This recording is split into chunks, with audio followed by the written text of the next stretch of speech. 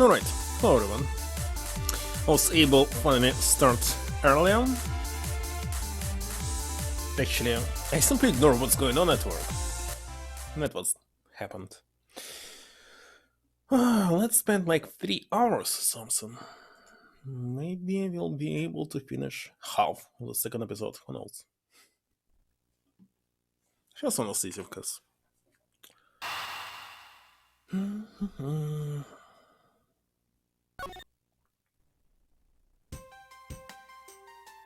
Alright, let's check on the sound. Test.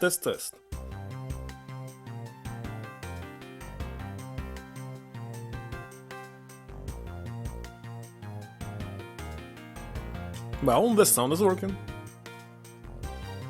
That is, I think so.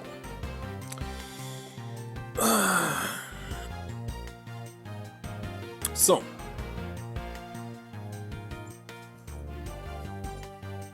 Everyone, I'm sorry to interrupt, but I have an important announcement. I'm one of your flight attendants today, Rhoda De Niro. Fortunately, I have just had a minor accident on this flight. So who will be the killer here? An accident? Don't treat us like we're stupid. I caught a glimpse. It was a murder.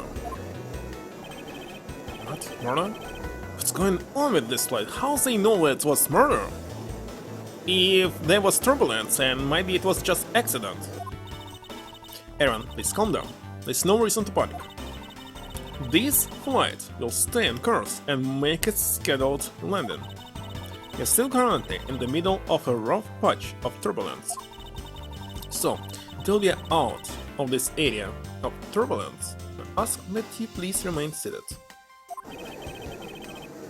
But someone was killed, right? I mean, what about the killer? Let me off! Please, there's no need to feel threatened. We have already apprehended the culprit.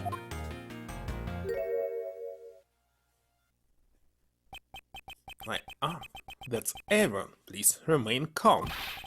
What the heck is he talking about? Why should we remain calm? My name is Edgeworth. I am a prosecutor, and I assure you I am not the killer. Being a prosecutor doesn't make you incapable of murder, buddy. Now listen here. I am not the killer. I simply found the body. So you say, however, I'm sure that you are the perpetrator of the crime. I swear on my honor as a professional flight attendant, so she is the killer in this case. Oh, that's right. I noticed so. And there's even very strong, incriminating evidence to back me up. What kind of incriminating evidence? He has some amnesia because of the elevator, you understand. What kind of criminal evidence you're talking about? We alerted the proper authorities at our destination. Until we land, you remain in our custody, but the powers wasted in our captain.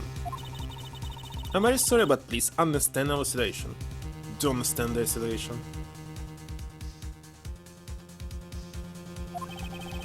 Station.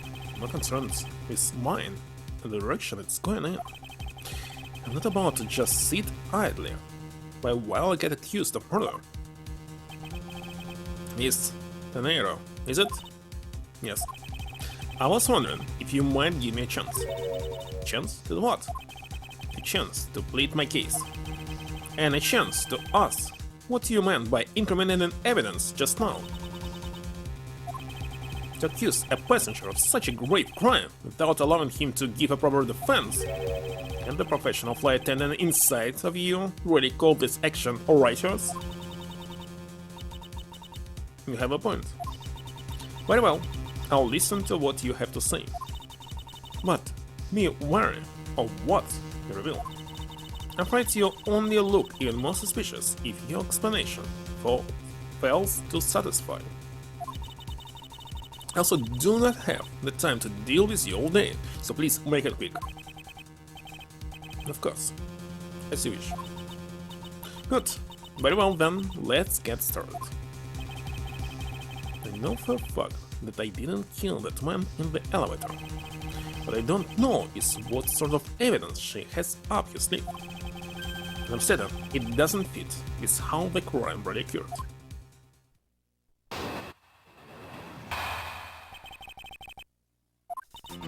I swear to tell the whole truth as a professional flight attendant. Fortunately for you, Mr. Edgeworth, I'm certain you're the killer. The scene I saw in front of the elevator. Hello, Marker. It was you, standing there, with fresh blood dripping off of the murder weapon.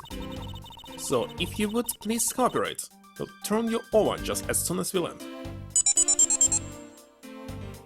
And you were able to do this. I believe there's 17 tickets, so you can tell me a number from 1 to 17. 4, 5, 6, 7, 8, 9, 10, 11, 12, 13, 14, 15, 16. Yeah, 17. Tell me the number. 10. 1, 2, 3, 4, 5, 6, 7, 8, 9, 10.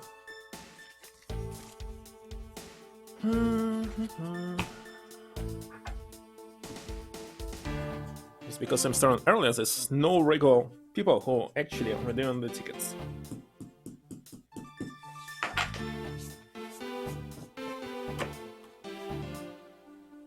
Let me see.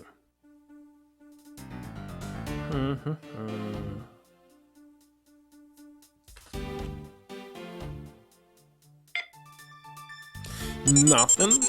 And this Monte Carlo? 16 tickets left. Which one do you want? The first one?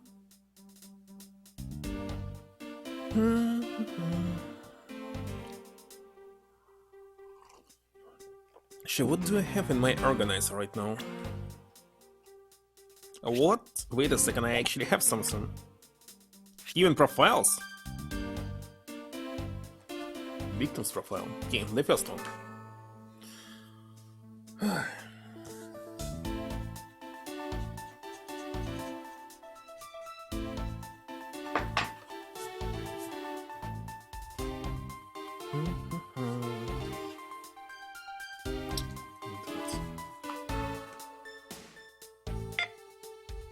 Also nothing.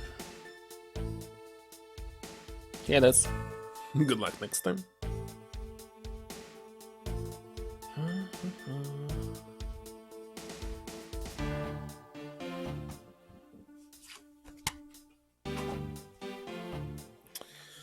So, victim was seated in first class like myself, but I don't know his name. 24 years old. An iFly Airlines flight attendant charged with taking care first class.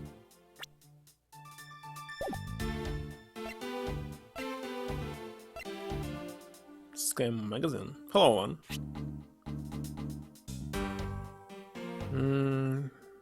The town meals, movies, and other services inside. Flight itinerary? All times shown correspond to our departure zone time. Something important. Yes. Actually, it's about prosecutor, so it's some kind of spin-off, but the same game actually. So meals, drinks, meals, drinks again, movie, at the same time meals, drinks, and so on. Body found at 6:15 AM inside the elevator. Stop at the first floor lunch.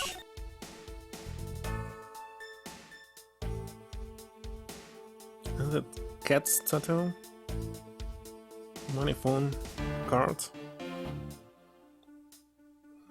It's definitely not a necklace, it's something to transport something. Picked up on the floor in front of the elevator. It isn't mine, so whose is it? Alright, so if you would please cooperate, we'll turn you over. That's it? That's your evidence? I don't think you could ask for a more perfect witness testimony. Do you agree, Mr. Edgeworth? Not really. It's hardly perfect when there's a gaping hole in it.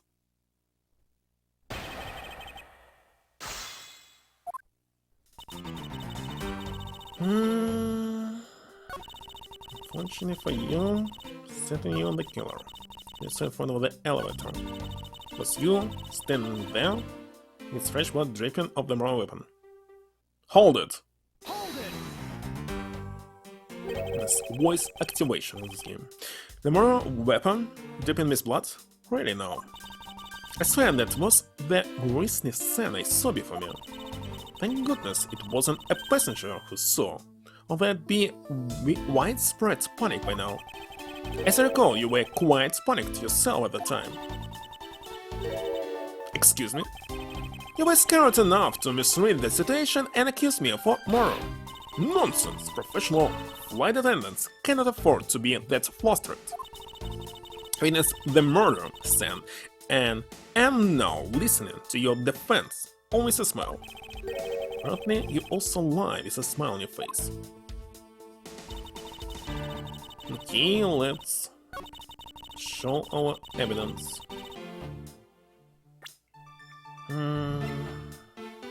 Objection! Miss Tenero. What is with the yelling all of a sudden? Force of habit. Well, it doesn't matter. Miss Tenero, you say you saw the murder weapon dripping with blood. Is that correct? Yes. All that blood. Drip, drip, drip. Just recalling that scene sends a chill down my spine. Sorry, but your so-called professional flight attendant training has failed you. What? I'd like to direct your attention to this. Do you know what this is? It's a travel wallet, right? Looks a little big and bulky. The thing you saw me holding when I discovered the dead body in the elevator was this very travel wallet, Mr. Naira. What? Impossible! Now then, do you still think I am the killer? That I killed him with a travel wallet?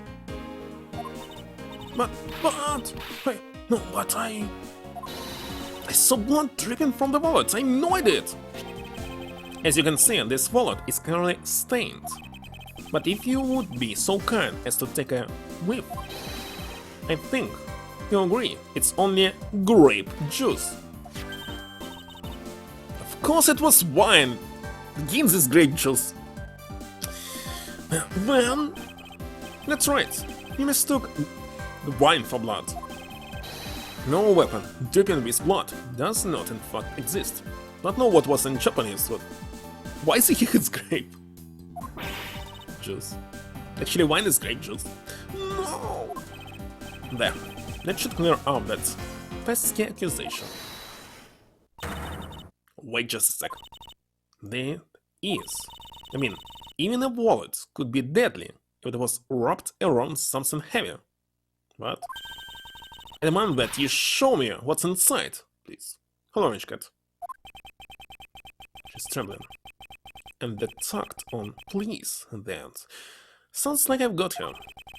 There's no need to look inside. Even you can tell from its appearance. It's light. No, can't be sure of anything until I see the contents of that wallet for myself. She's a persistent one. Suppose we have no choice but to see what's inside. Mr. Nero, if you would be so kind as to open the wallet and check its contents for me. Alright. Usually I don't pry into passengers' belongings, but I have no choice here.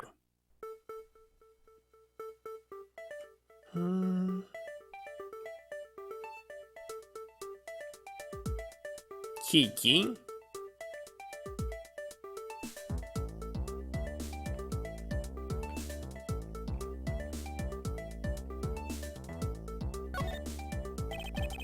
Grape juice stains the outer cover. I forgot what was the name of this grape juice bottle. A star? Yeah, that looked very like something completely different.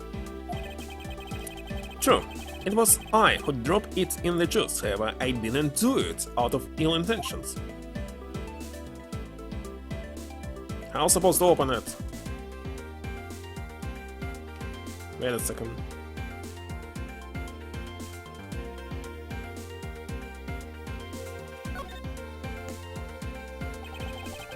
Seeing that this password is all that's in here. Virginia? As you saw, there's nothing but a passport inside. This renders your wallet was the more weapon argument moot. Wouldn't you agree? Please, hear me out, Mr. Edgeworth. What is it now? Well, I was wondering, whose passport is it exactly? Can I take a look? Why not? I'm rather curious myself. This is... Republic of Virginia? Is it reference to Republic of Belarus?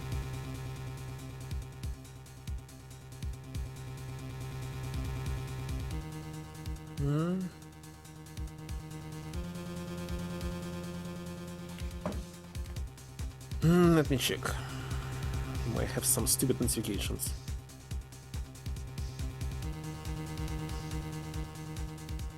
I have a message from a scammer. The toll road's knowledge of toll evasion. What the heck? Let's report scam. Report junk and delete. God damn it. Who would ever buy it? Bills are going directly to a mail. There's no physical evidence. It's nothing. Tap in. Hicks Agmail. Just as I thought. These trail wallets belong to Mr. Agby Hicks, which makes it the victim's property.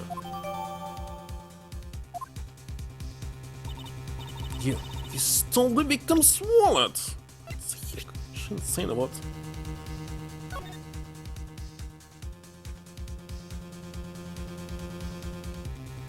Anything else inside?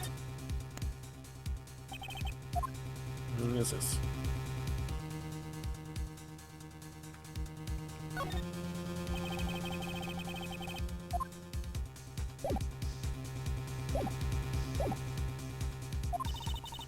Didn't you? How dare you? You said it yourself.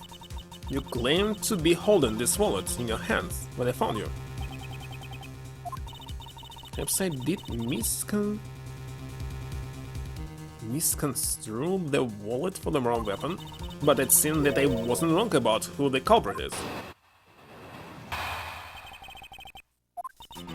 As you claim, the murder weapon is not the travel wallet. However, it is something you stole from Mr. Hicks after you were done with the wild deed. I find it hard to believe myself, but your motive was very simple. You were out to steal Mr. Hicks' money, weren't you? So even though I didn't have the murder weapon on me, you still suspect me, I see. You stood up at the crime scene with the victim's wallet in your hands. How can I turn a blind eye and not suspect you of foul play?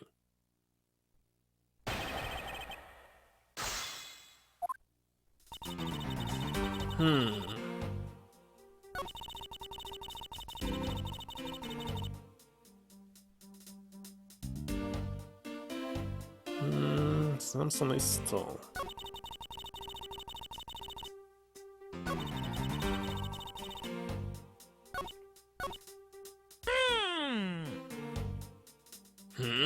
Hold it! Hold it! You think I stole it? Yes, I'm very sorry to say it. And I wouldn't usually be so rude, but must be said. I never thought I'd save the day, but here I'm calling a passenger a thief. Maybe I should put on a serious face and say it more directly. I believe you removed the wallet from the victim's personage. It doesn't matter how you phrase it. What I'd like to know is why you think I stole Mr. Hicks' wallet.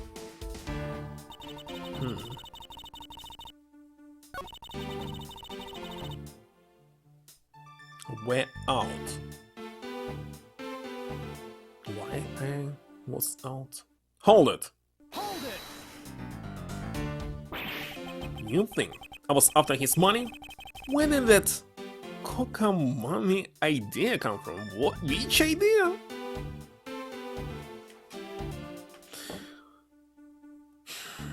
Games are using words that had never been used in any game I played so far.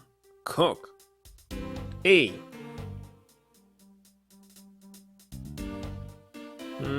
Type it incorrectly.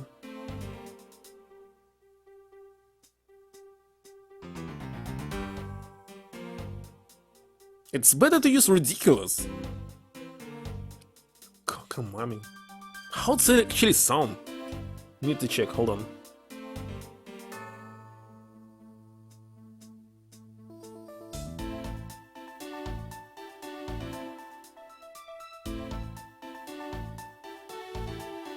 Actually, it sounded like Kokamimi. It's not Mimi. Kokamami. Maybe something like this. Alright. True, you're also a passenger in first class, but I thought something was off about you and those deeply etched lines on your forehead. They're not lines, they're perfectly normal and a part of my natural face. Yeah, Kokamami. Don't think I've ever met someone with such terrible countenance on a flight before. And that's when it hit me. I have the face of someone with money trouble. She really is making a fool of herself pursuing this line of logic. Should spare her and present the piece of evidence that contradicts her testimony.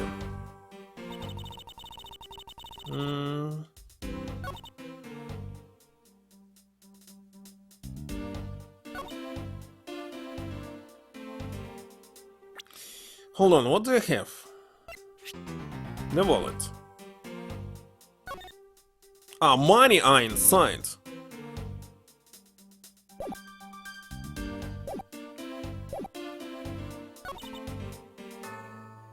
So, done.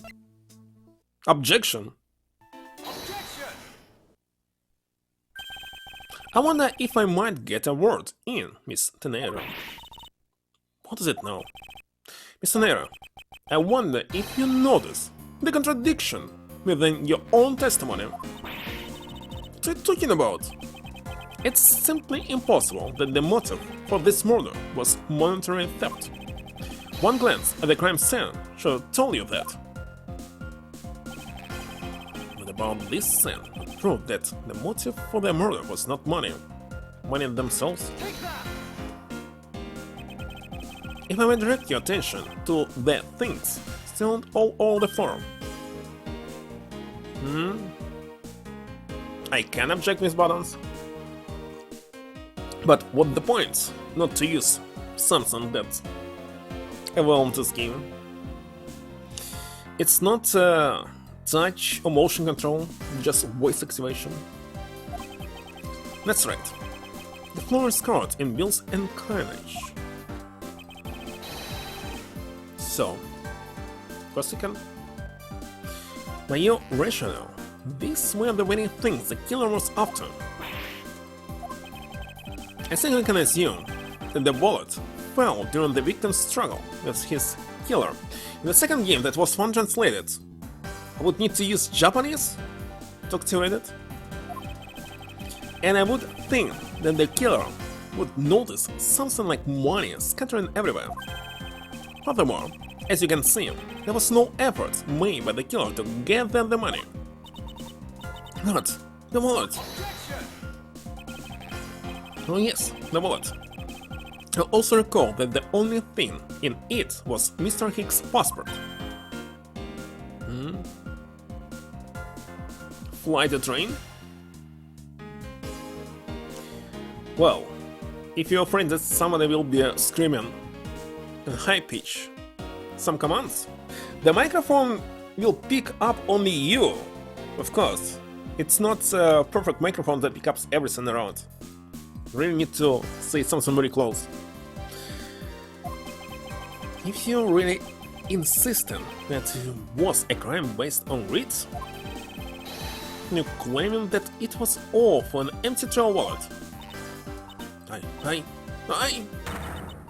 Forgive me, please.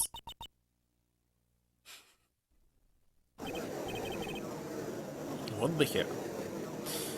Playing with motion controller in flight?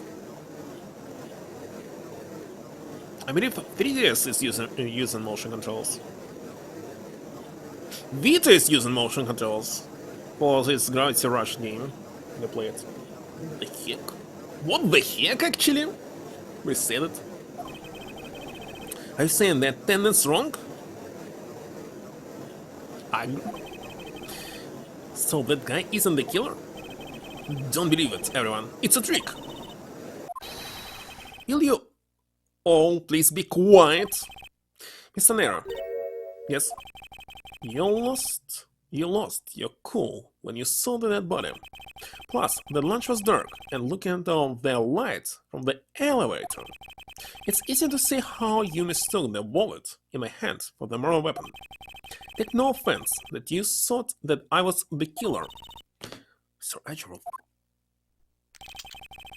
Thank you for releasing me. What the heck is this? What is it now? That's the real killer?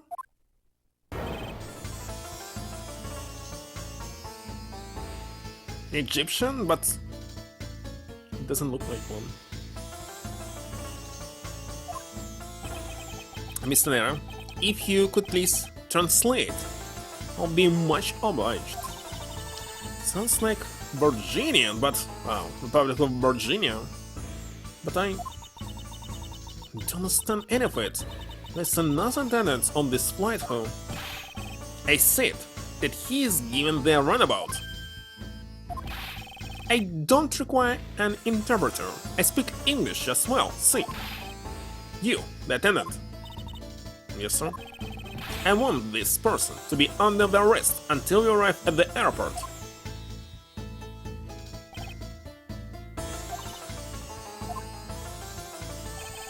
I'm sorry, sir, but what exactly are you hoping for? What is it you want? I'm finished talking to all the likes of you.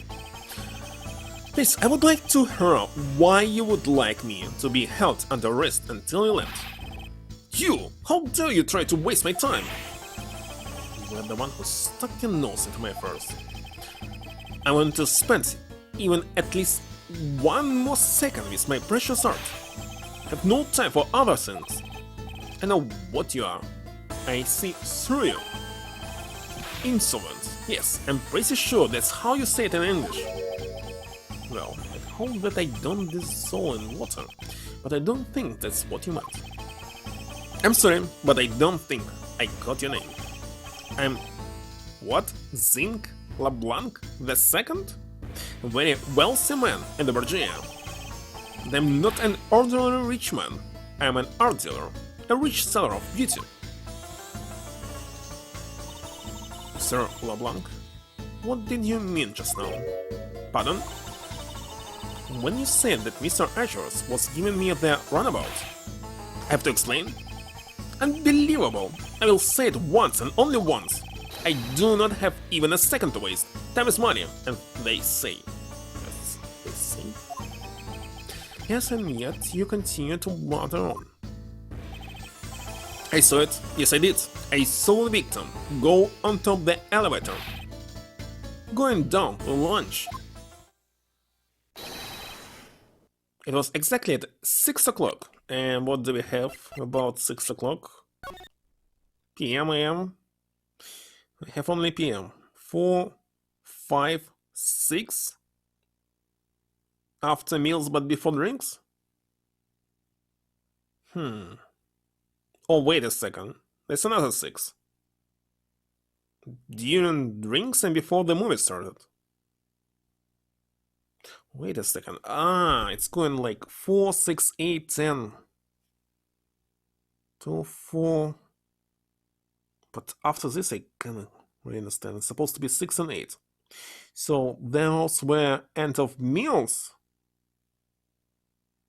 No, end of drinks. I think it's end of drinks before the movie. But whatever.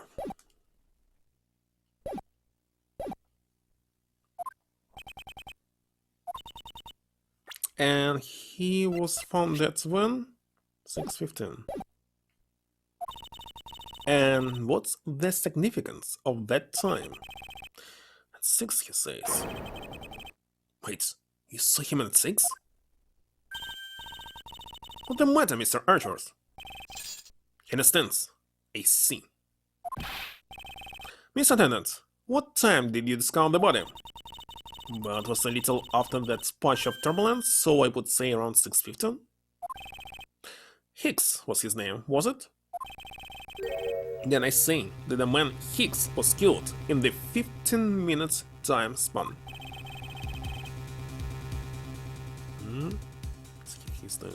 And the only person in the lounge at that time was this prosecutor, yes? And you as well? Yeah, I was in my seat the whole time. Me too. I was watching the movie and enjoying a fine glass of grape juice.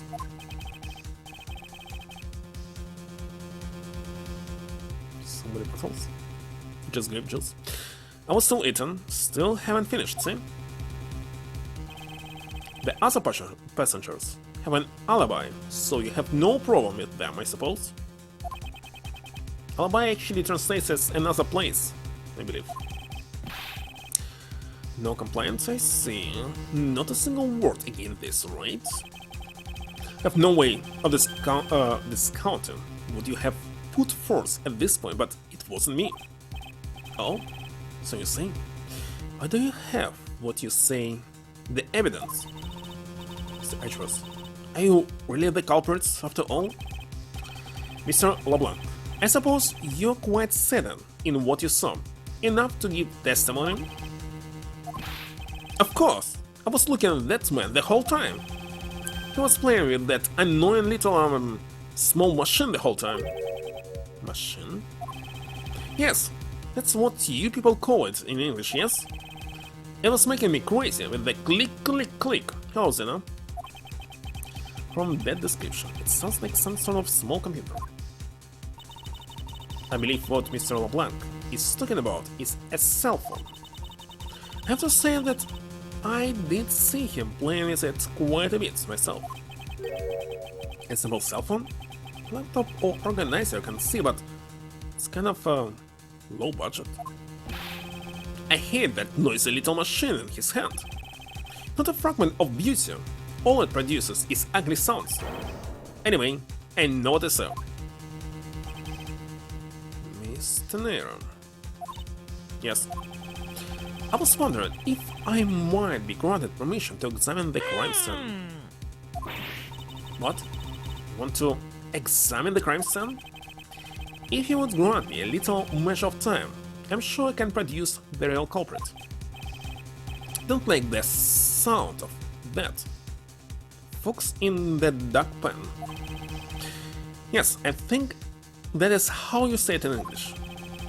It's Fog, guarding the henhouse, and I believe my innocence was proven earlier. And if I am given the chance, I can clear up all the remaining doubts. Snare, if you wait until we arrive, there's a good chance that some evidence will have been destroyed by them. Understand? Let me see what the captain has to say. This should not be approved. Please, Mr. LeBlanc. It's in an emergency. All decisions are to be made by the captain alone. Now please wait here while I go ask the captain what to do. I'll be right back.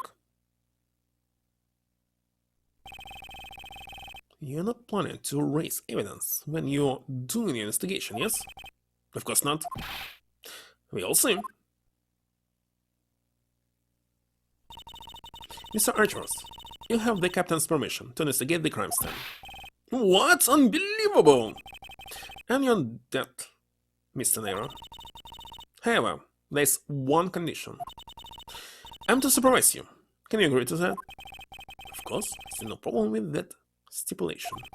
It's only natural, as I'm still a suspect in this case. I take full responsibility and will watch Mr. Edgeworth's every move. Oh, this is reassurance enough that there will be no foul play. Now then, Mr. Edgeworth, shall we proceed? If you should need my help, Miss Anderson, please feel free to touch the partner button. Obviously it will be useless. Step ahead to the scene of the crime, the first floor lounge.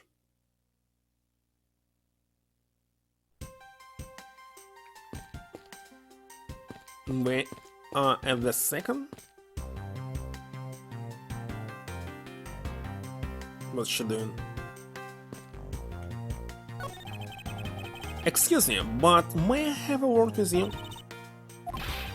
You there? Oh, she's sleeping. If you need something, please ask Miss Rhoda over there, okay? What? Hey, wake you up! Wake up, you. I'm terribly sorry that she is being so rude, Mr. Edgeworth. No need for you to apologize. Just find it hard to believe she's asleep on the job.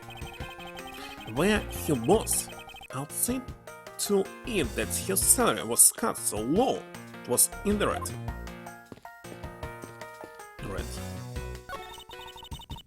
How do you find your meal to be, Mr. Edgeworth? Come to think of it, I forgot all about it. Must have been asleep or something. I'm terribly sorry that your prayer used something right away. To apologizing for Miss Tenera. I failed in my professional duties by letting a passenger go hungry. Just help yourself. If you say anything to your fancy, feel free. Think I'll take my time later, after I've solved this case. Thanks.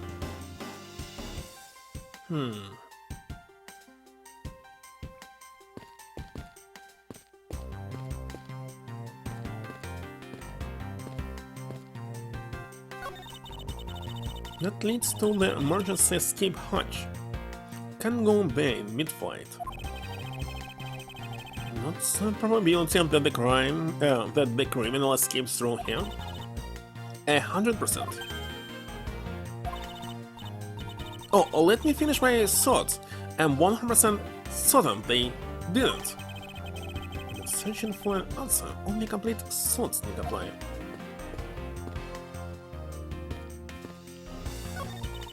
In order to preserve the crime scene, I'm afraid the elevator is not in service. To get to the first floor launch, we should take the stairs. It's a movie poster for License to Love. Love, Main, and Murder? It's an iFly Airlines sponsored movie. It's a suspense, hard-boiled, action-romantic horror comedy movie. Is the genre listed for the movie? Yes, it's a movie that can be enjoyed by anyone because it encompasses all those genres. Can't even begin to imagine what the plot of this movie would be like. But you have to admit, it has piqued your curiosity, right? Heard the main strategy with this genre listing was to make people curious.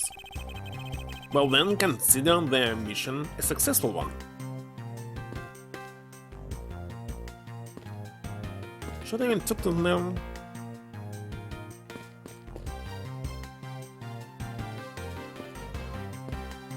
Wait a second, so it was his place? That's right, I was in the middle of recreating a chess game. Just an observation, but aren't there are too many red knights around that lone blue pawn? Nonsense. I'm simply sure that the blue pawn is no match for the red knight's might.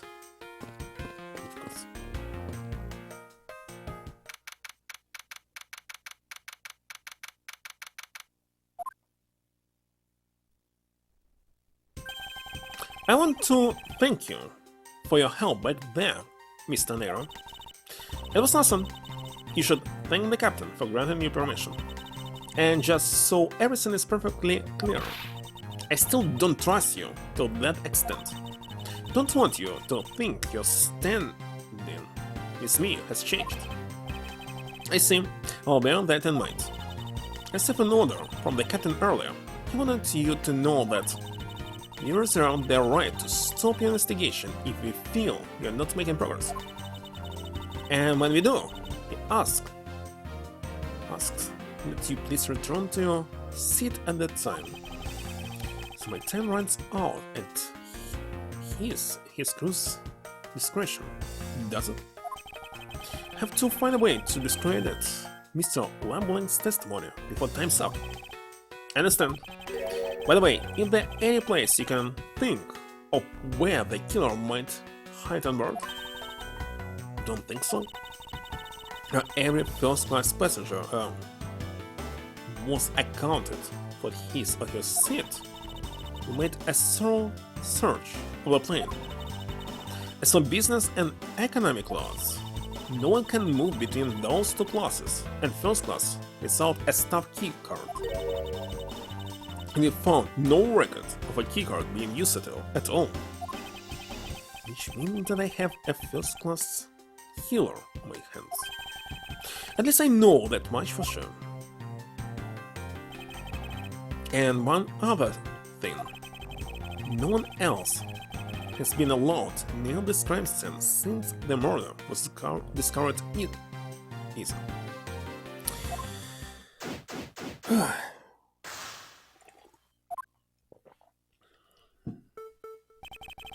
Now then, let's get started.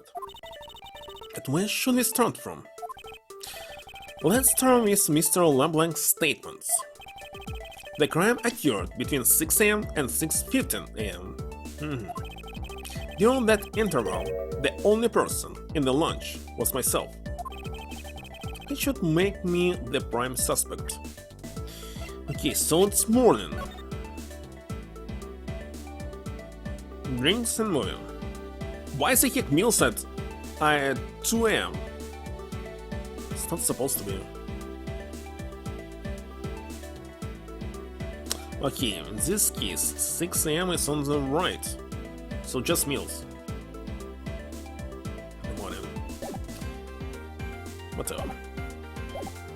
It's international flight for sure. Should make me the prime suspect. However, since I did not kill Mr. Hicks, it means that the killer was around somewhere. The first point of where the killer could have been? Second floor. If you are to believe what you say is true, then yes. The first order of business will be to guess information to win your trust.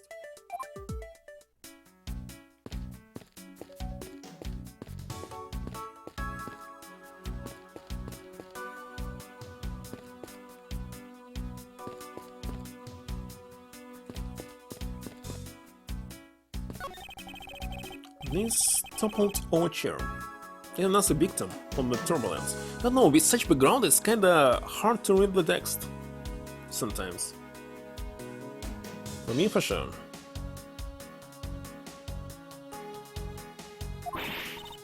No. Look at all that grape juice staying on the back. I may not look at, but this chair was extremely valuable. It was? Yes, it was used when the Rocker Pulse came to tour this plane. The Rocker Pulse leader sat in this very chair. I'm sorry, but what are these Rocker Pulse? I can't believe you've never heard of them. They're all the rage. Hard to read the text. The blue text, sky blue text. Actually white as well sometimes. The Rocker Pulse are an extremely popular international band. They added the pulse part and they became more popular, especially among teens.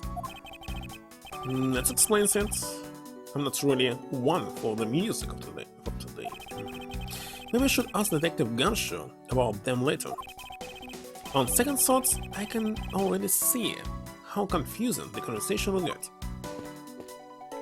Those splars or what? What? Or who is this?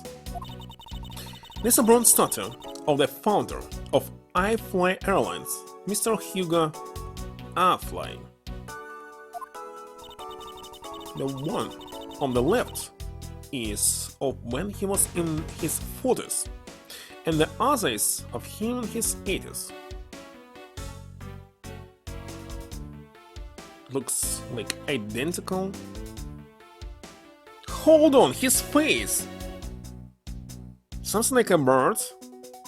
Glasses. He's this thief from the previous case.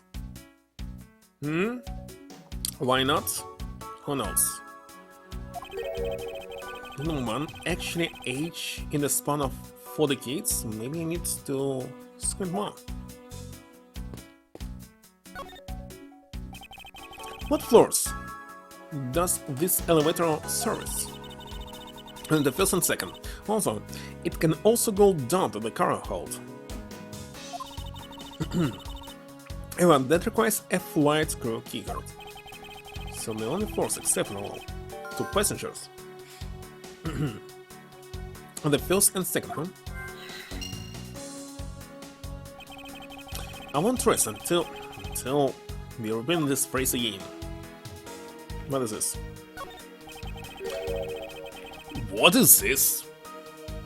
What is this sinister looking figure on the floor here? Oh, that's a piggy bank of our company mascot, Mr. iFly. Is he a raccoon? What the heck is this? It's just one of the many pieces of merchandise we sell at our in-flight shop. This one is a limited edition, and it's so popular that we are down to our last one. Doll? How the heck is a doll? You have an in-flight shop? Yes, just beyond the launch, right. There was actually a statue of Thinker with clock inside of it, almost the same as this one. The shutter to the store is closed at the moment, but it was open the whole flight up until Mr. Higgs' body was discovered. There's blood on here. Could this have been the murder weapon?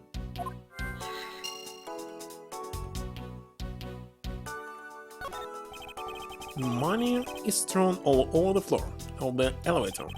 I would guess it was all in Mr. Higgs' wallet at some point. Actually, so that I'll check this phone. about this?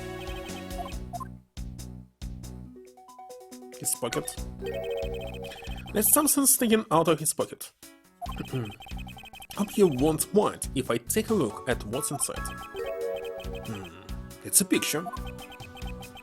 It looks like it was taken inside a building somewhere. Hold on, why is the heck it's cold now? Well, there's cold outside. Maybe at night it will be minus temperature. Well, I'm saying minus temperature, it just will be a soda degree. So let's raise it a little bit.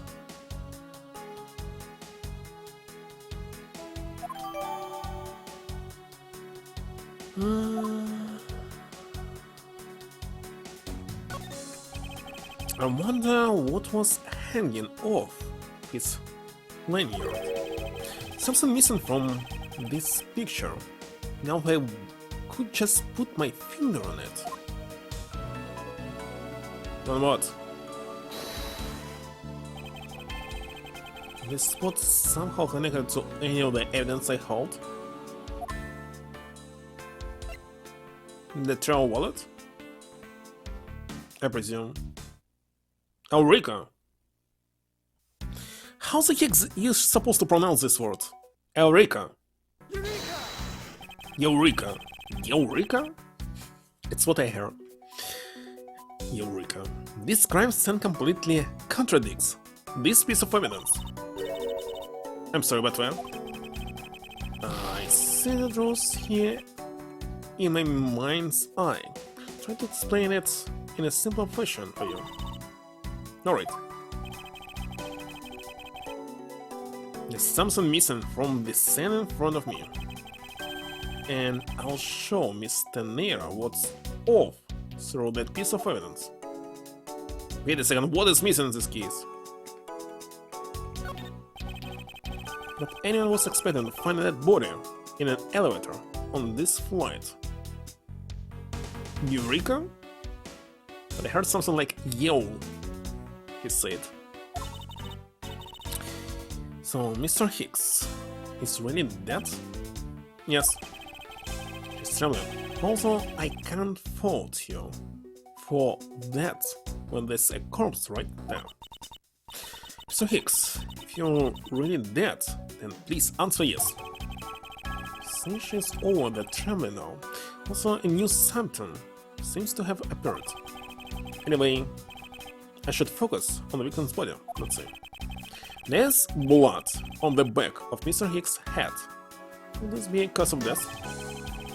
Appears to have been struck very hard.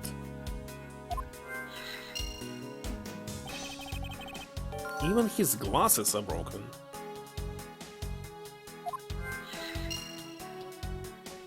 So what the heck is missing? Must be something here, but I don't have anything. Oh, wait a second, on the picture. But of course. What do you say, Eureka?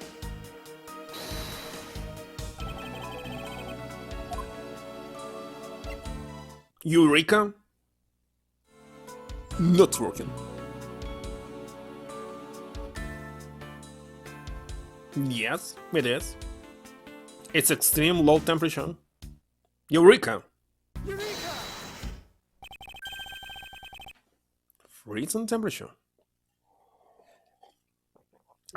Mr. Hicks' machine is nowhere to be found.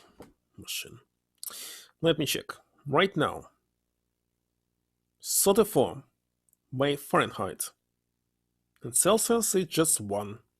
It will be 0, minus 4, minus 5, minus 6, minus 7. What the heck is going on? It's extreme temperature. Minus 7. And just today. Nothing like this was yesterday and will be in the future.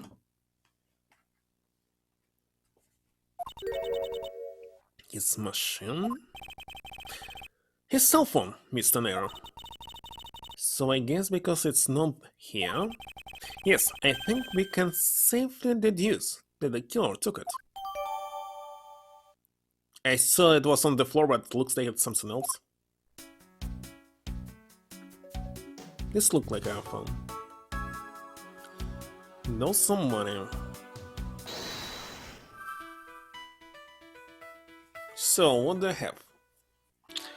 What clues point to where the killer could have been? Could have been. Send the elevator. The blood on it is still fresh. Victim's glasses are broken. Bond on the back of Hicks' head suggests blunt force trauma. Okay, these two are obviously connected.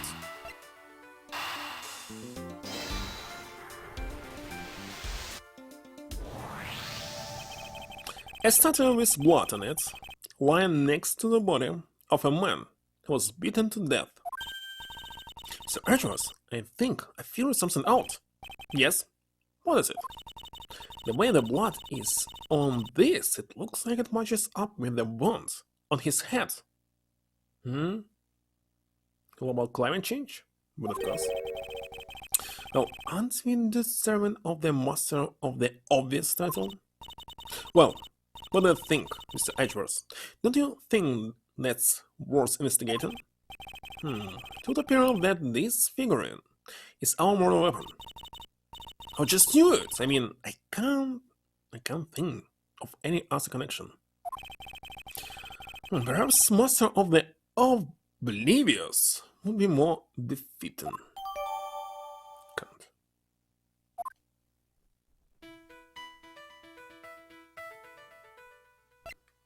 Victim glasses are broken.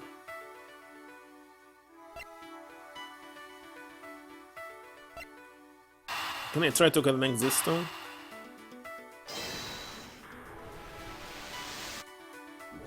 Of course. True. There wasn't anyone else in the launch other than myself right before the turbulence.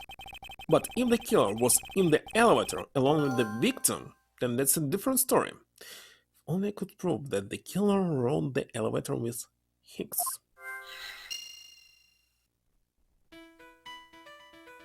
So, in the elevator with Hicks, the broken glasses.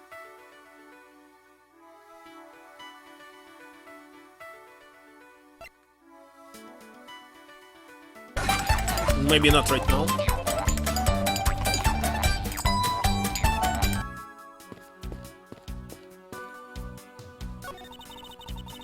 The in-flight shop is just beyond these shutters. I don't have permission to open them, so I'm afraid I must leave them closed. Must still be clues to be found here, in this lounge. Let's remain ever vigilant. Glasses and candles, thrown into disarray by the turbulence. It's been a while since I've seen this big of a mess. Braden, the elevator? It's certainly embarrassing, but I thought it was an earthquake for a second. And I frantically started searching for gas valves to shut off. Guess the shaking of the plane was bad enough to be mistaken for a real earthquake. You need to shut gas valves during the earthquake? And what will it change?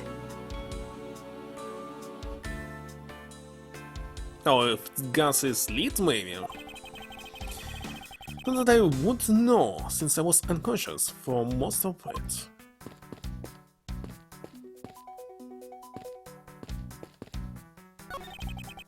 A few copies of Sky Magazine and the magazine rack. This month's special is an English trivia quiz. It's not a bad idea. Heard that the youth of today don't know a particle from a participle? What? No, please don't go around confusing people with made-up words, Mr. Edgeworth.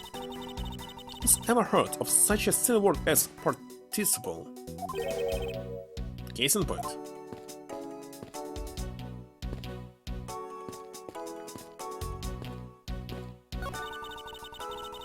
This grand piano is the pride of this plane. You can only play the music of whatever CD was we insert into its CD drive. It's not a piano, it's more like an overgrown music box. But its key is to press along with the music, and though there really is someone playing it. Hmm? Iron? Yes. Some people have entirely too much money to waste on overly complex toys. Puddles and glasses must have been broken by the turbulence. There's quite a bit of broken glass here. Please be careful when passing through the area. Thank you very much for the warning, Mr. Edgeworth. However, no matter how kind you are towards me, know that it does not clear up any suspicions I have about you. I wasn't warning you for the sake of clearing my name. This door leads to the flight attendant's room, but please understand that it's off limits to unauthorized personnel. No one's given all the scent of women's perfume. One would think that perfume would smell great, however, to me it simply smells. Not that I have any interest in what lies behind this door. Perhaps we should return to the investigation, Mr. Edgeworth. Mr. Edgeworth? Sorry, I spaced out for a second there. Can I check already everything? Looks like not.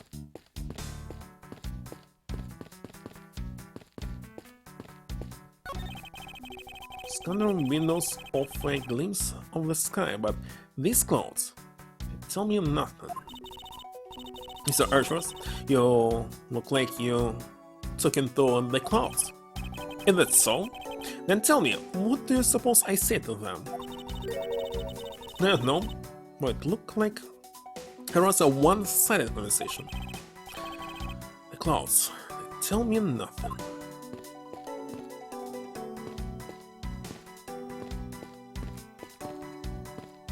So what else can I do? Glass and candles thrown into disarray by the turbulence.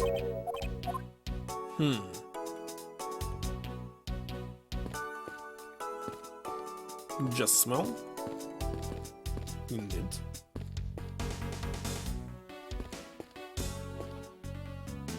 What else can I do here?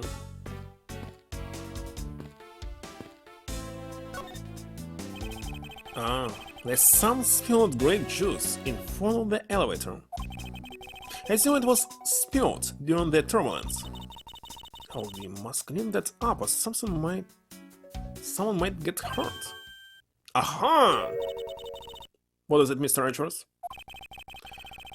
I found some very important evidence. What the important piece of evidence in the scene? This, obviously. Take that! What is it? They're a little smudged, but I think we can both agree they are a set of footprints.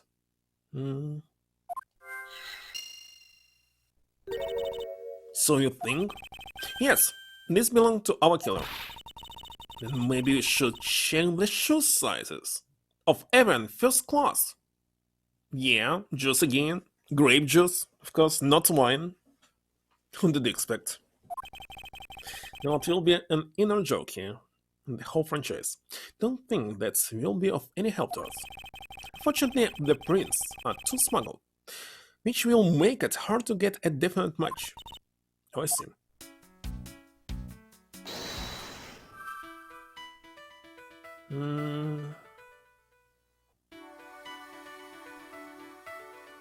Not another pirate. Let me see. Indeed.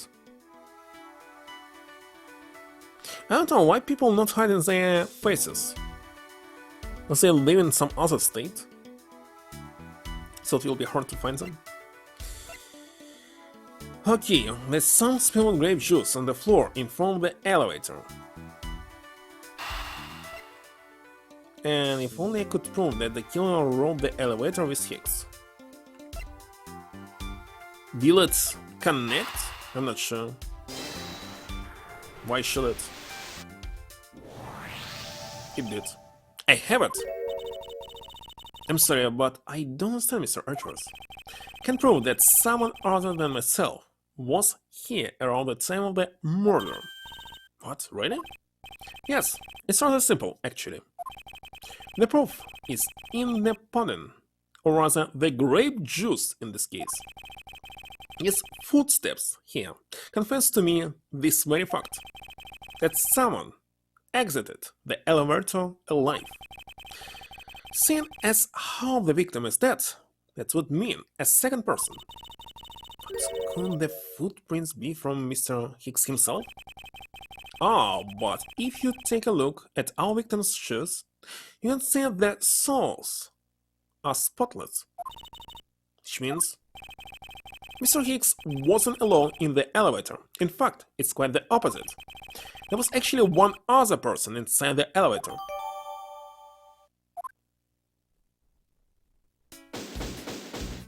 Done?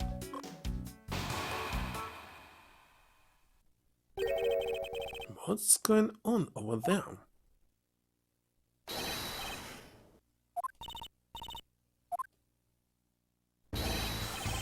Unforgivable! Yes, unforgivable! Do you understand what I'm saying? The movie is late.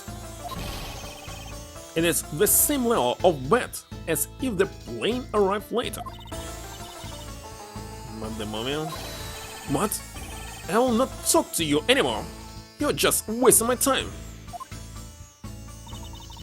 What's the matter, Mr. LeBlanc? There's no emergency. Please return to your seat, sir. Do not tell me what to do. I need not to sit down. Well, Mr. Prosecutor, did you prove you are innocent yet? If you would like, I'll prove my innocence to you right now. What nonsense! Are you saying my eyewitness testimony is mistaken? Not mistaken, merely that there's room for doubt. I'll be most honored if you could please tell me what you saw in detail once more. Fine, suit yourself.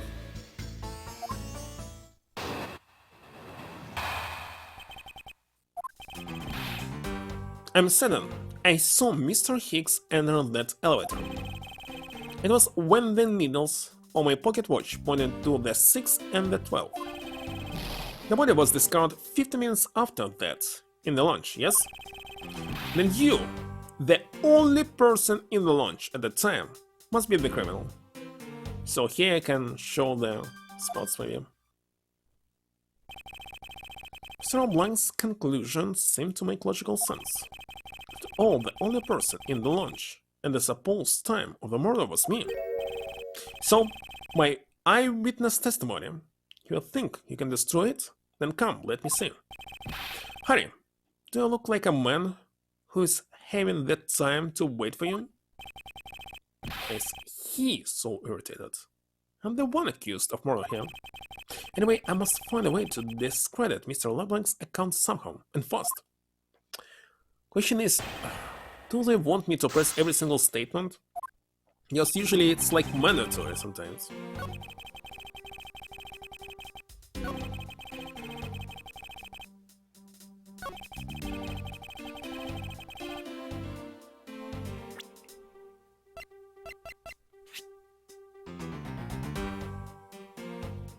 And something being drugged. Actually, it's not really will help me. But okay, what time is it? I'm just playing for 1 hour. Need to take a pause. Alright, be right back.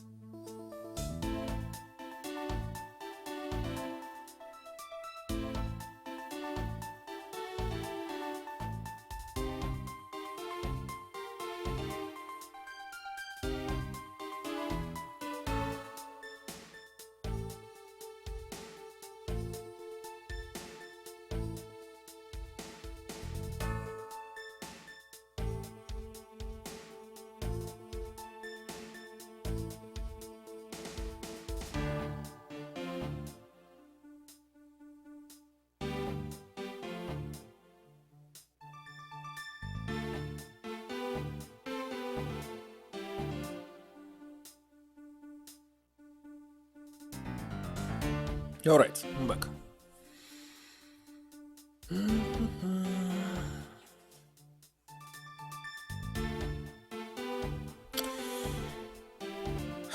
So what do we see? And you, the only person in the launch at that time, must be the criminal. You, the only person in the launch. Actually, that's true. Mel's really the only person in the launch. It was discovered 50 minutes after that in the launch. It was discovered. It was when the needles on my pocket key. It was spotted. Suddenly I saw Mr. Hicks enter that elevator. Maybe Hicks was down there already? Hold it. Mr. LeBlanc, were you able to get a good look at the inside of the elevator at that time? Of course, I saw what was inside. And you're sure that the victim was in the elevator alone? White soap was always grape juice? Interesting joke, or the game is for kids, so no cigarettes, no wine. Yes, the only person inside was that Mr. Hicksman. His last outburst is a bit too important to let go. In his testimony, he did. The only person inside was that Mr. Hicksman. Has it changed, so I must show it here? Objection? Objection!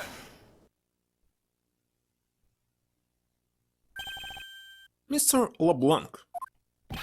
I'm sure it was supposed to be wine in Japanese. What is it? There's a very glaring contradiction in your testimony. What do you mean? Please take a look at the area in front of the elevator. There, and the spilled grape juice. It's impossible to be grape juice with such a glass. Yes, and you'll admit you also spilled it with the blood? No, it spilled itself during the turbulence. It's also just in Japanese version. Just a joke in this case. It's obviously not a juice. It's like in Sonic X. No, it was a juice. No, it was not. But the interesting thing here is the set of grape juice footprints. Footprints? Why are you supposed to drink grape juice in such an elegant manner? Yes, the ones that lead from within the elevator out into the launch itself. It's evidence that proves that someone other than Mr. Hicks exited the elevator alive. Also, see and this, why actually smoking and alcohol are forbidden in most movies, games, etc., but not murders, etc. It's a pure logic. Murders are illegal thing. Crime is illegal. But alcohol and smoke are legal, so you must forbid it in movies in this case. If you don't want people around you to drink and smoke. They can't kill each other, because it's forbidden by law. But drinking and smoking is allowed. That's why it's grape juice. So go and buy more grape juice instead of wine.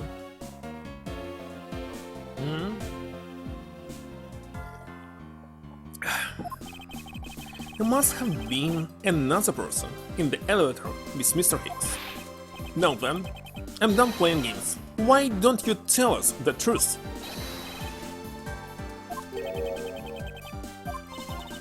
Can you please translate that?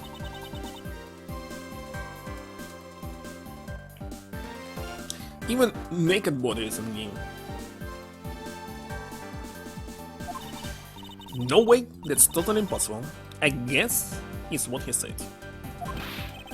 No way, that is totally impossible.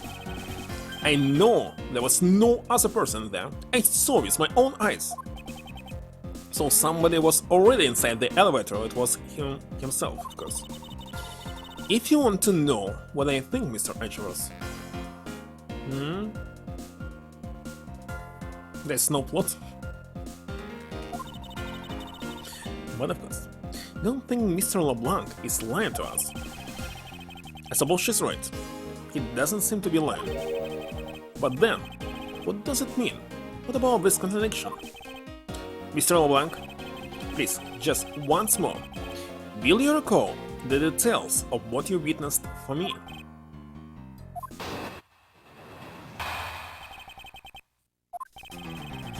I was very upset when Mr. Hicks paused by my seat.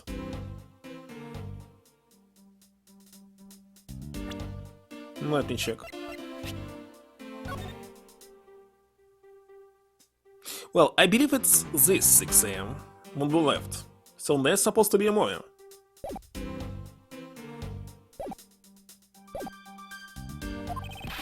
I was always checking the time over and over again. I happened to follow that man with my eyes when he passed me.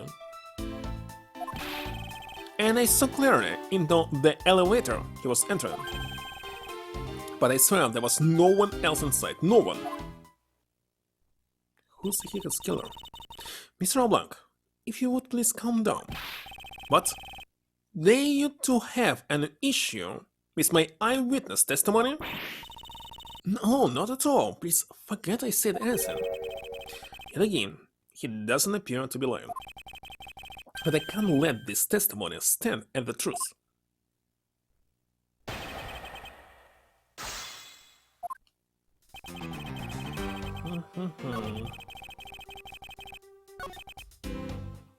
Hold it.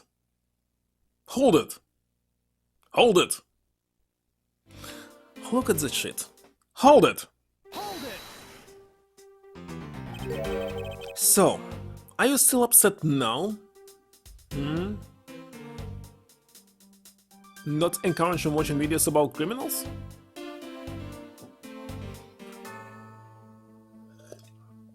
That's why I don't like Breaking Bad.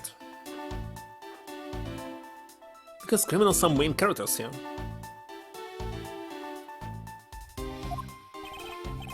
I'm always upset. The only time I'm not is when I have a piece of art in my hands. Surprisingly easy to believe that about him. But I was even more upset when Mr. Hicks walked by me. Wait a second. And so what? Okay, let's press this. Hold it. Hold it! Why were you so attentive to the time? Because something unforgivable was happening. Come to think of it, you were yelling about something unforgivable earlier. I was giving a complaint to the attendant about the movie run time. So back to me my time in money. You understand the point? Wait a second.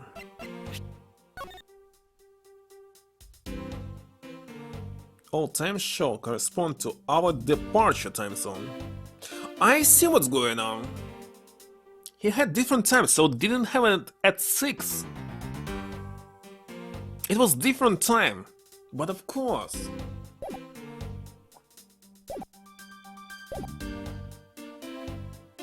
Wait a second, it can be 7, it can be anything. Movie? So you're talking about the in-flight one that's mentioned in the magazine? Summary of the plot and the start time. Interesting. They were supposed to show License to Love, Maim, and Murder. Cannot see that movie in my country. Can only see it on international flights. I look forward greatly to that movie. Check my pocket watch whenever possible so I would not miss it. I even set my pocket watch to the destination time when I came on board. And was departure time. But of course. So my watch is not wrong. It matched the schedule. But the movie was still late. Very, very late. My pocket watch. I'd like to ask you a little more about it. if that's alright. VPN? It's 2009? It's ADSL time, but I doubt you can easily download the movie. Even watch it online. There were online services. Wait a second, there was YouTube whose time was only 15 minutes max for the videos of this. The length of videos. Would not start, so I checked my pocket watch many times. My watch is set to my destination time. I was set it when I boarded the plane.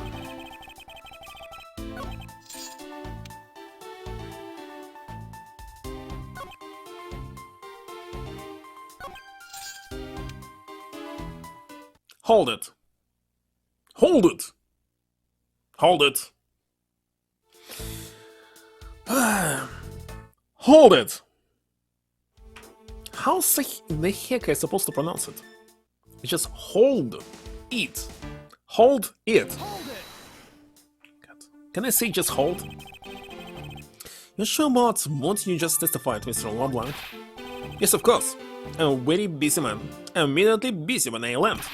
I have many places to go, and no time to waste adjusting my pocket watch. I see.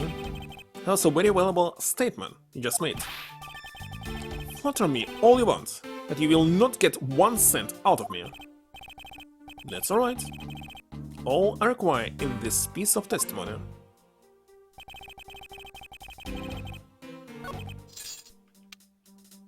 Okay, let's show, I don't know, the magazine. Objection! Objection!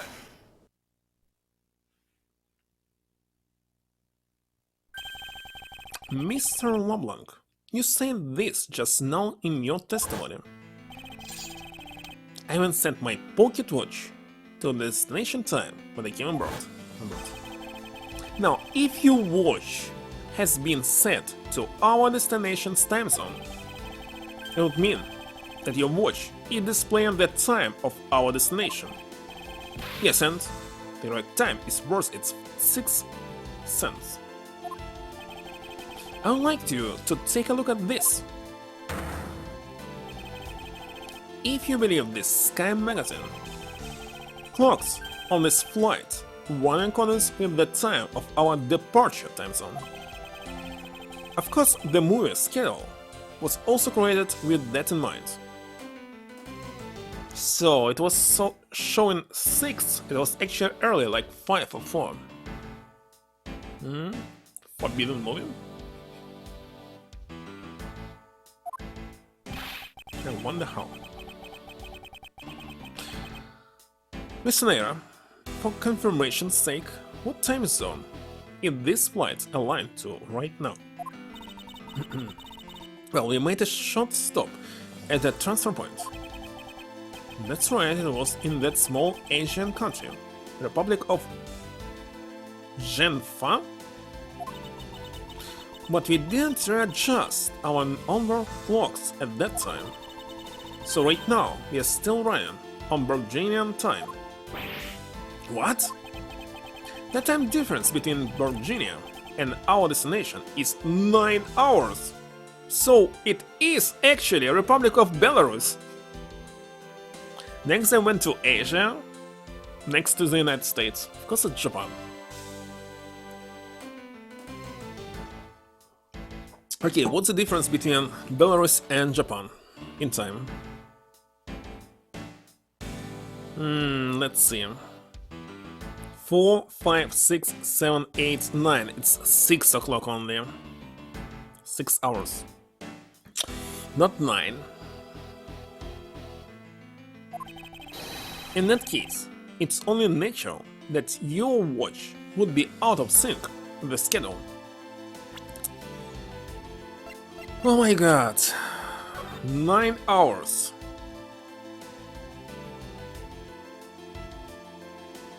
Forward or backwards? Who cares? I don't care anymore. What? Buzzer, is your analog watch set to our destination's time? It appeared to be running 3 hours fast when compared to the flight's onboard clocks. What? 3 hours passed? Also changes everything about your testimony, and you can bet 1 million cents on that. In light of this information, it means you saw Mr. Higgs 3 hours prior at 3 AM.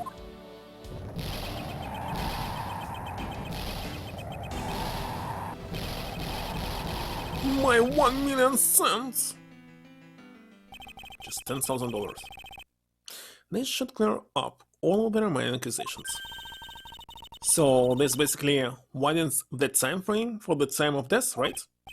Yes, because Mr. LeBlanc saw the victim enter the elevator at 3 AM. Means that the time of death could be anywhere from 3 to 6:15 AM. The question now is, where was Mr. Higgs during that span of time, and what was he doing? Got something to say?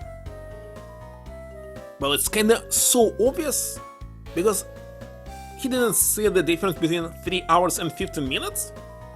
I don't know. And you are? Yeah, oh.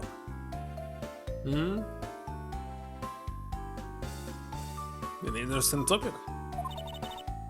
I think that's no time. When you turn on, wait a second. In the past, there was a screen in front of you when you were watching movies, but right now, all companies are not installing them anymore. Why? Because they think that you will be watching movies on your device. Some iPad, some smartphone. No more screens in front of you. Want to watch a movie? Charge your phone and watch it. Laws on board a ship? Don't know it. Something insane. As they're already changing clock when they changing, crossing the time zone. I'm Camille. I'm a flight attendant. And what is it you wish to say? Well, I think your story is a little different from how I remember it. What do you mean, Camille? I saw Mr. Higgs sitting in his seat at 5 AM, you know? What? How can you be so sure of the time? Oh, that's right! He pushed his call button while we were parked at the transfer point.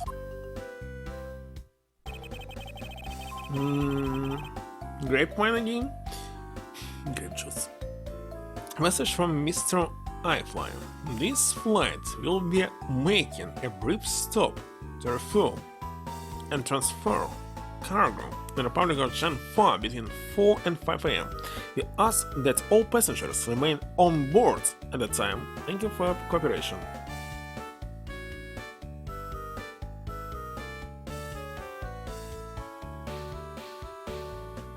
Okay. Trying to read what's behind this text. Oh, the stop we wait for refuel and cargo transfer in Shanfa, correct? Super class juice. Superb class juice. 20th century. To 10 of our lucky readers. See? Yes, it's fine. Yes, it was from 4 to 5 AM, and it's impossible to read this orange text. Let's see. According to our clocks. That's what I was thinking. Wait a second, in the previous statement of Ace Attorney it was very well readable, but in this one... I think maybe... No. Actually, background was on the full screen, I believe. Doesn't really matter. And during that time, did any of the passengers leave, or did any new ones board this flight?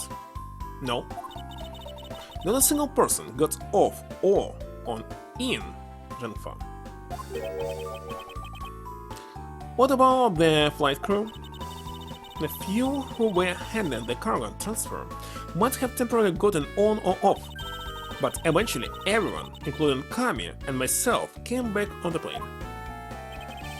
So basically, I can assume that no one left or got on since our initial takeoff. Interesting. I should keep that in mind. Yeah, and I answered his call. Let's see.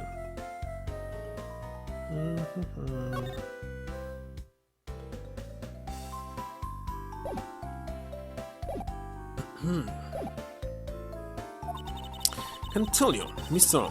Acme Hicks was there in his seat when we took off again at 5 am. Another testimony was added. Alright, then that puts the time of the murder between 5 and 6:15 am.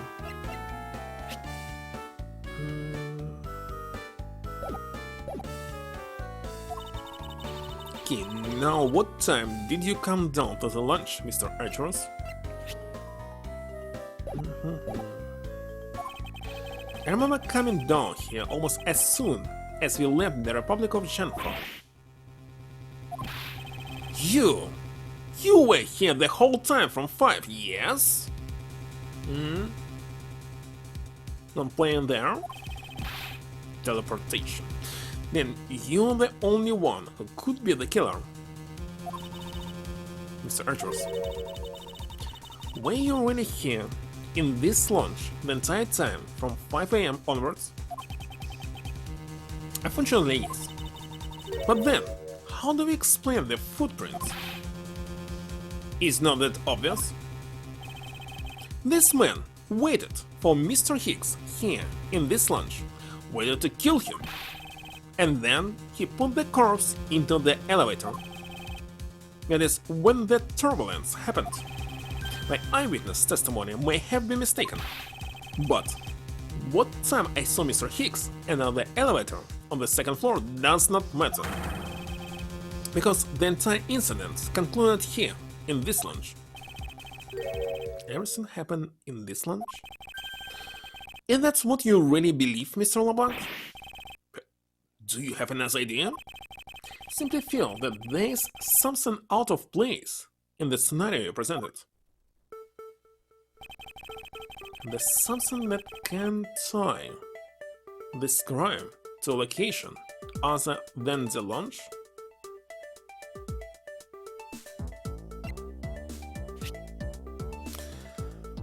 Let's see what they have.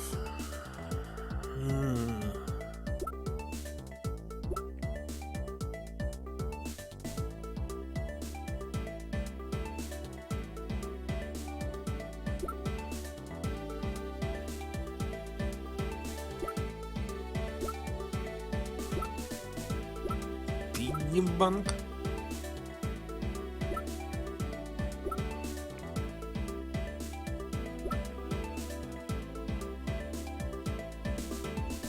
Well, it's supposed to be just inside the elevator, not the lunch. What's the gig supposed to show here?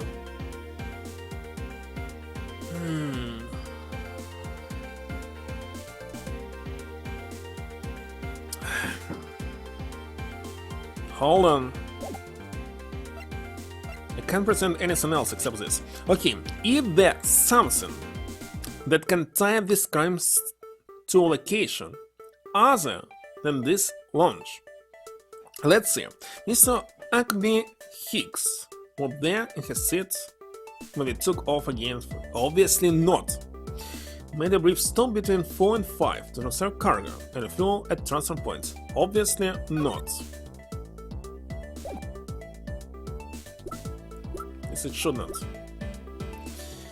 Again, these footprints. But it's just tied us to the location of the launch. Now this piggy bank. Hold on, I didn't examine it?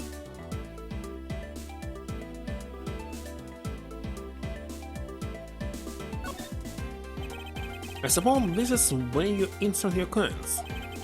And I say for a piggy bank it's made rather well. So well, in fact, that I am not sure there's a way to take your money out.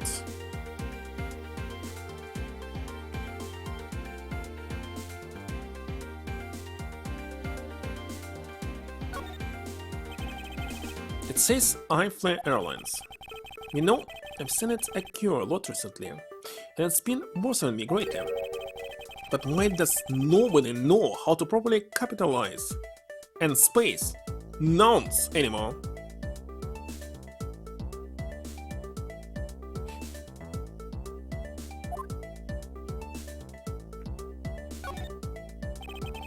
There's some blood on one of the corners. Can this be a bunk with the moral weapon?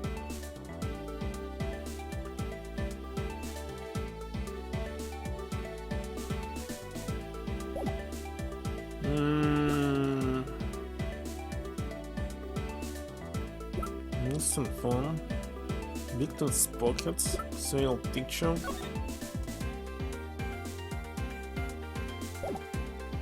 Don't think of this one.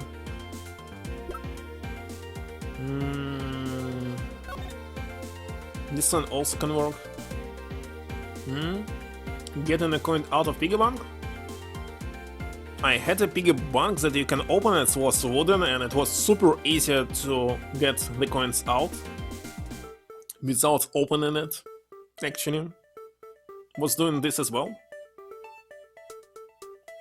But some coins were, how should I say it, much thicker than the hole. So putting inside it was a trouble. Outside, impossible.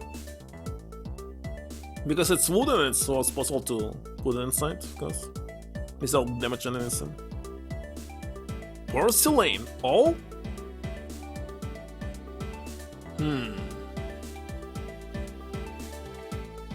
Was there any other hole to get money without destroying it? Hold on, why the heck there's no blood inside the elevator? It's another interesting question. So somebody put him inside. In this case... Wait a second, in this case... Why Edgeworth didn't see the killer?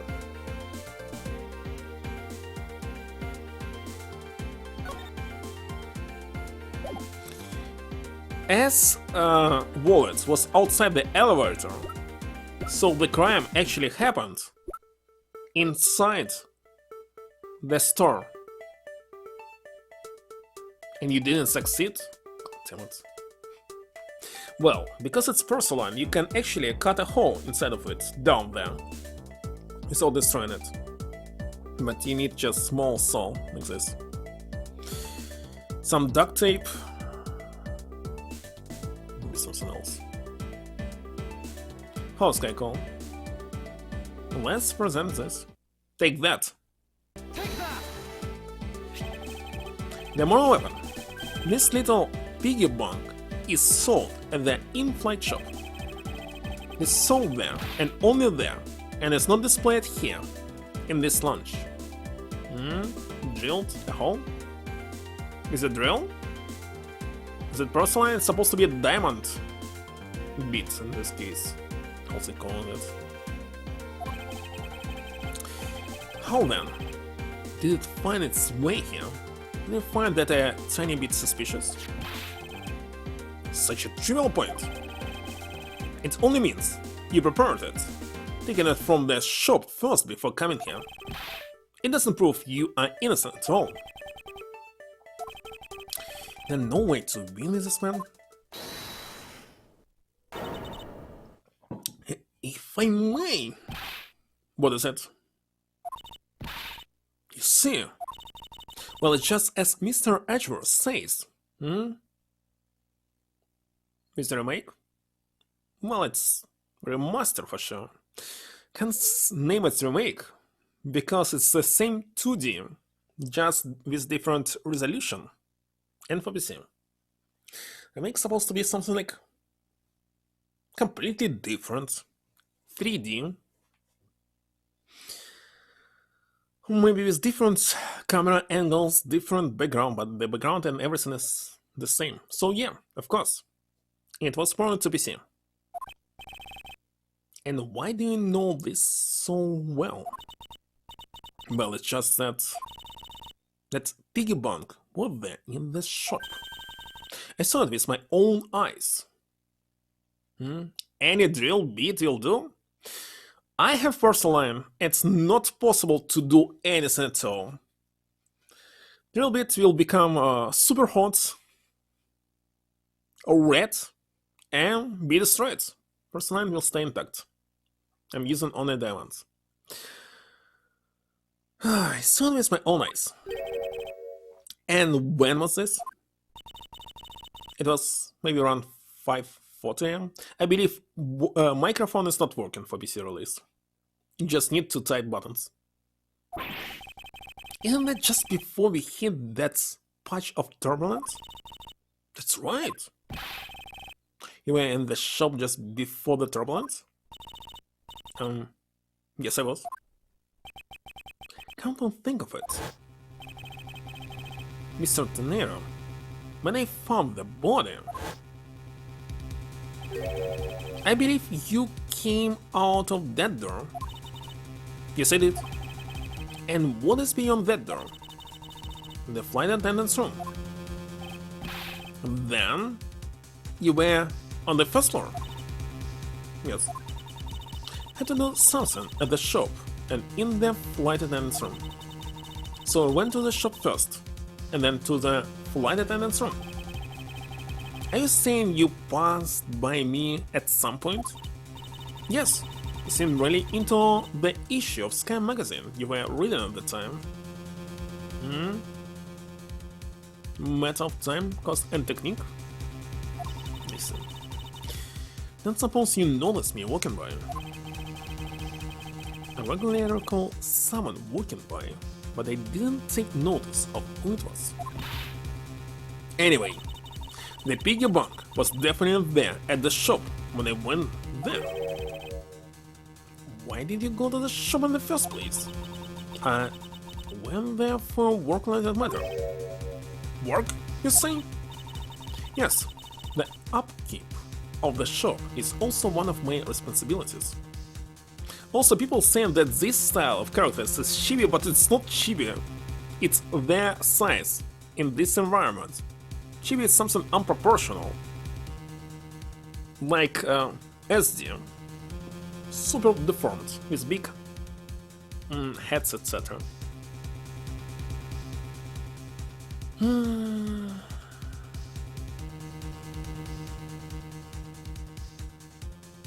Well, it'll take a lot of time, not several seconds. Because why do you not say anything about that until now? It's what I want to know. Have emotion?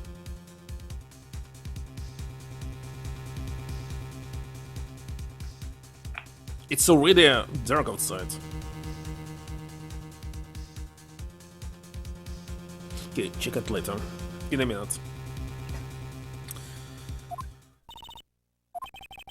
In any case, I believe it's clear that the shop needs to be investigated as well.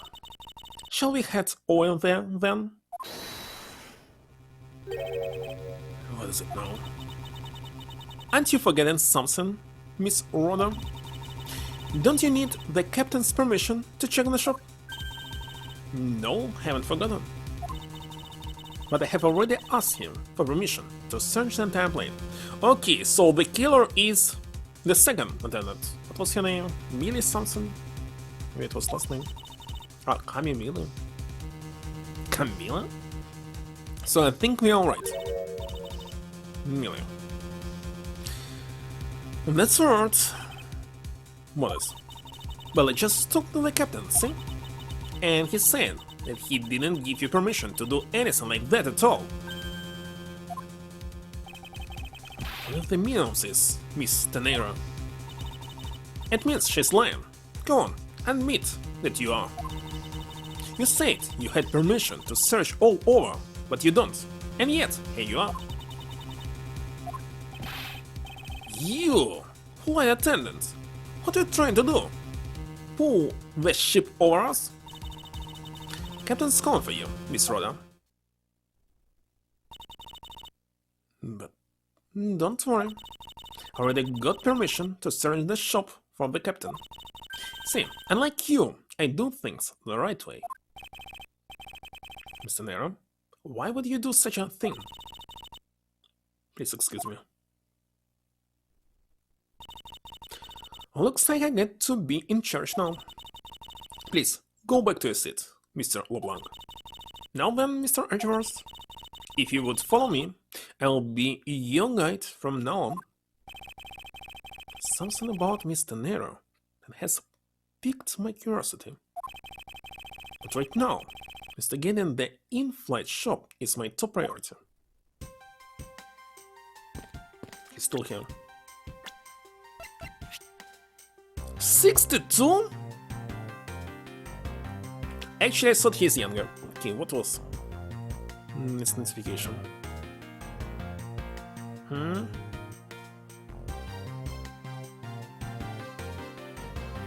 Just some truck passing by. Nothing special. I really want to catch some criminal in real life, but nothing happened.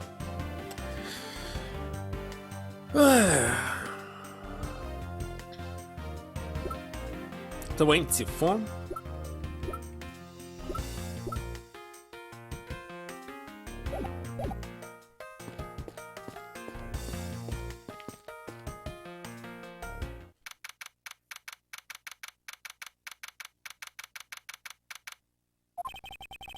So, this is the in-flight shop. It's quite a mess in here. You think? Guess I'll have to clean things up then. Hold on! You can't clean up a potential crime scene. Hold on.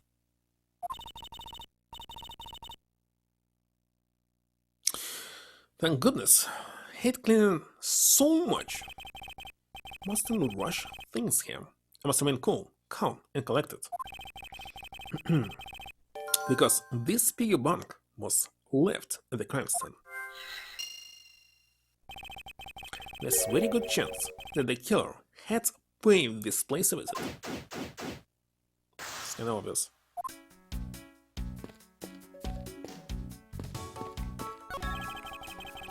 Stuffed toys, just like the one Miss Miller is holding, are on display here. Planes with shops? There are planes with shops on regular lines. But all the merchandise is hidden. You can look at it only inside the magazine and ask somebody to sell to you, some flight attendants. If you mean the real shop like this, I believe there were when Pan America existed. Now it doesn't exist, so no.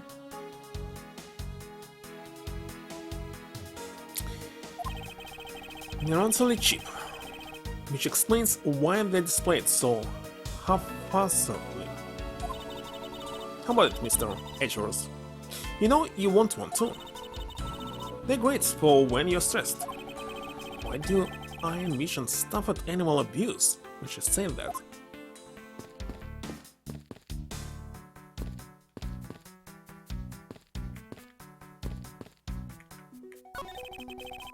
What are these? Oh, those are our company's completely original line of suitcases. Practically flying out the door. That's how popular they are. Should buy one and see how you like it. You won't regret it. Perhaps that's how things work on this flight. But in the real world, you try, then buy. What? No way. But either way, it doesn't really matter. True. In the way, why would anyone buy a suitcase after they board the plane? Anyway, see that? See what? Just look at all the Mr. iFly hats printed on there. Cute company mascot, isn't he?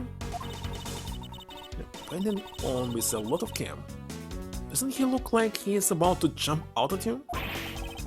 It's suddenly making something jump inside my stomach. Huh? Well, I guess there's no fooling your refined tastes. You look like you really wanted to get one. I thought I was going to finally make my first sale, but you saw right through it. But that's done though.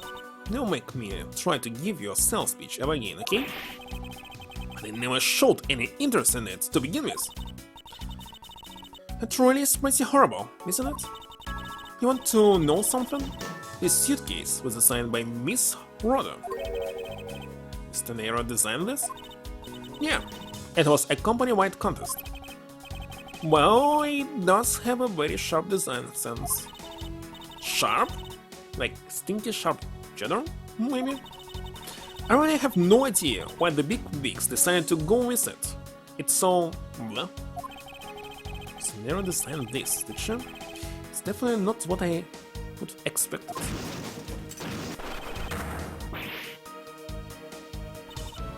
You okay? I'm fine. Please watch yourself, Miss Miller. Letting a suitcase freely roll around has got to be a safety violation. Man's shaking closet to roll. Light suitcases display can be hazardous. Wait a second, they supposed to lock on their wheels, isn't it? Not the key. Here, I'll put it back.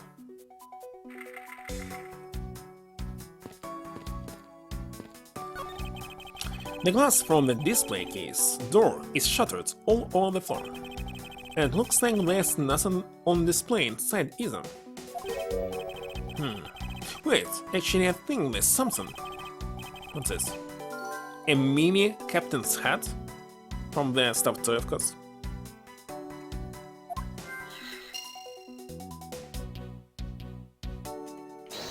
Let's check the logic. Broken glasses.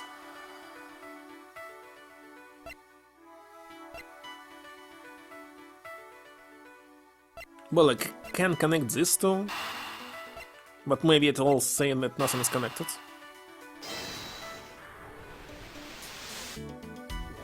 It is connected. The hat probably used to be on the piggy bank's head. Let's give it a go and see. I believe this piggy bank was forcibly removed from this display case. Does this mean that the killer broke the glass to get it? To get at it? Really? Don't tell me you don't know what things go where in this shop. How's it, eh? Stop him? Well, I don't. Mr. Roda's in charge of this place. So, come on. How should I know anything? Send that further inspection of this display case is needed. Is it?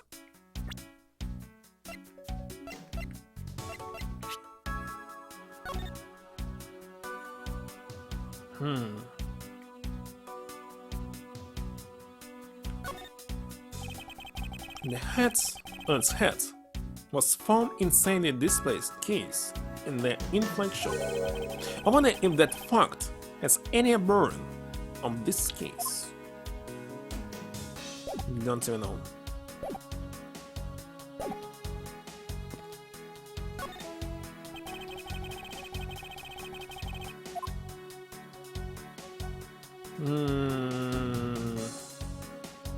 What is this note? The glass on this door is broken. Perhaps it was the killer who broke it in order to take the piggy bank. That's a bit odd that the inside of the case is so devoid of glass shards. Plus, the glass broke rather clearly. What is it? I touched the glass and it cut my finger. It hurts, Mr. Edgeworth. It hurts. Please tell me you can deal with such a minor card on your own. Well, she almost was stuck.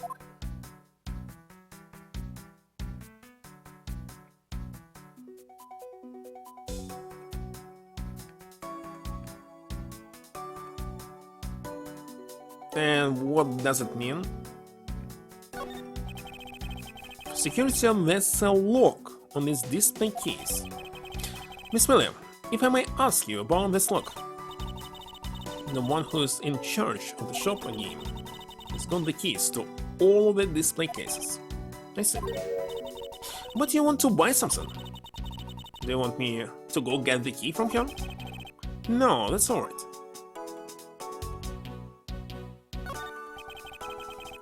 It is the same man, the one betrayed by the statues around the elevator? Yeah, that's the paperweight of the founder of iFly Airlines, Mr. Hugo iFly. He'll be the real criminal? In the second part of this game, maybe? On the bottom shelf, we have the cute one. The middle shelf is the realistic one. And on the top shelf, the floral version. Floral? Are you sure about that? Let me guess. You just saying the first thing that came to your mind, right? Looks like hit the bullseye.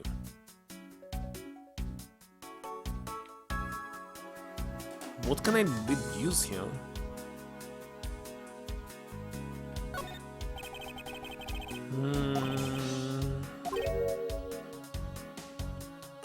Inside the case is on the white of glass shards. So it was an accident? During turbulence. This stuttered. Hit the glass, hit his back of his head, he died and somebody put it inside the elevator or something. There are no incidents actually, except one. In the Great Ace Attorney. Getting rising the temperature, it's kinda cold.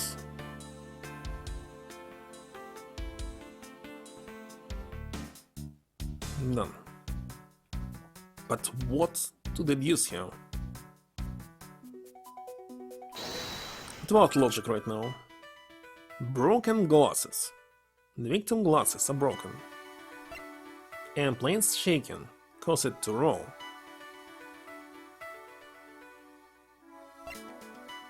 It's not connected for sure. But what to deduce here?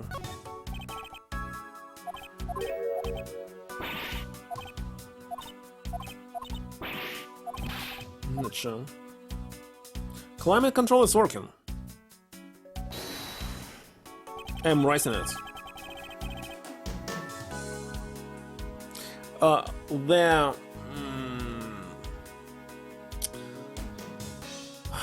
should I say it? I forgot this in. A temperature measurement thing. A sensor is on the wall here on the right. But I believe the call is coming from the window from the left here. So, not as good as it's supposed to be. If I move it to the left, in this case the room will be too hot.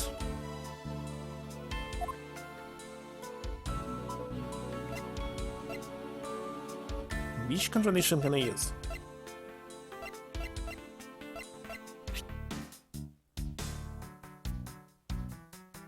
Culprits must shatter the display case glass to take it. Eureka! There's definitely something very unusual about this. But what? If the killer had broken the glass to get at the Mr. iFly bank, there should be shards of glass inside the case itself. I see. Yeah, I guess it will be like that. However, there's not a single piece of glass inside the display case. Nope. No, there isn't. Which means that the glass was broken from the inside out. The bigger bank must have fallen over from the turbulence and right through the glass. Yeah, that's for sure. So much glass all on the floor. I'm willing to bet that this hat was knocked off its head at that time too. That's nice.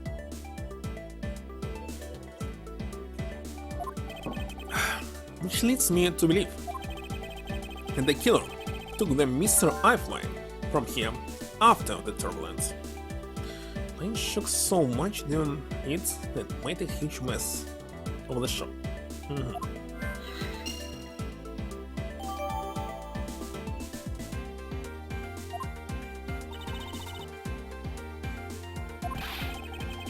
Take your power naps on your own time, Miss Miller, and listen when I'm talking.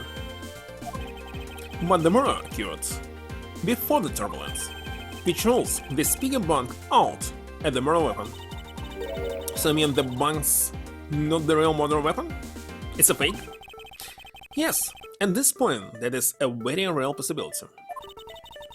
But then, what if when the killer went to take Mr. I flying, becomes hot when it's minus 20 and colder outside because of radiation hit? How the hell is it called? This thing.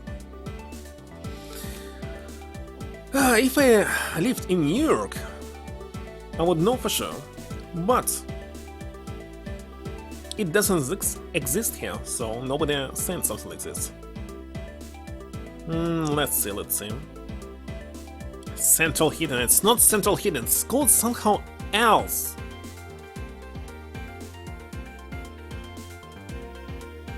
But how?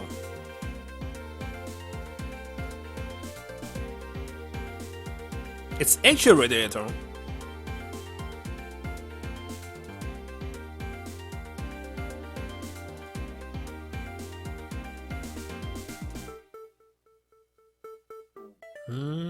And think that radiator means light heat or sound. So radiator. Maybe they call it somehow else in New York. Who knows? This my case is locked, so that's highly unlikely. Yeah, but there's one person who could. And who would that be? Miss Rhoda, of course. I mean, she's the one in charge of this place, so she has the keys to everything. At 0? Have to turn on electric heater? Why so? They turn it off already? And this temperature? Miss Rhoda Teneo room.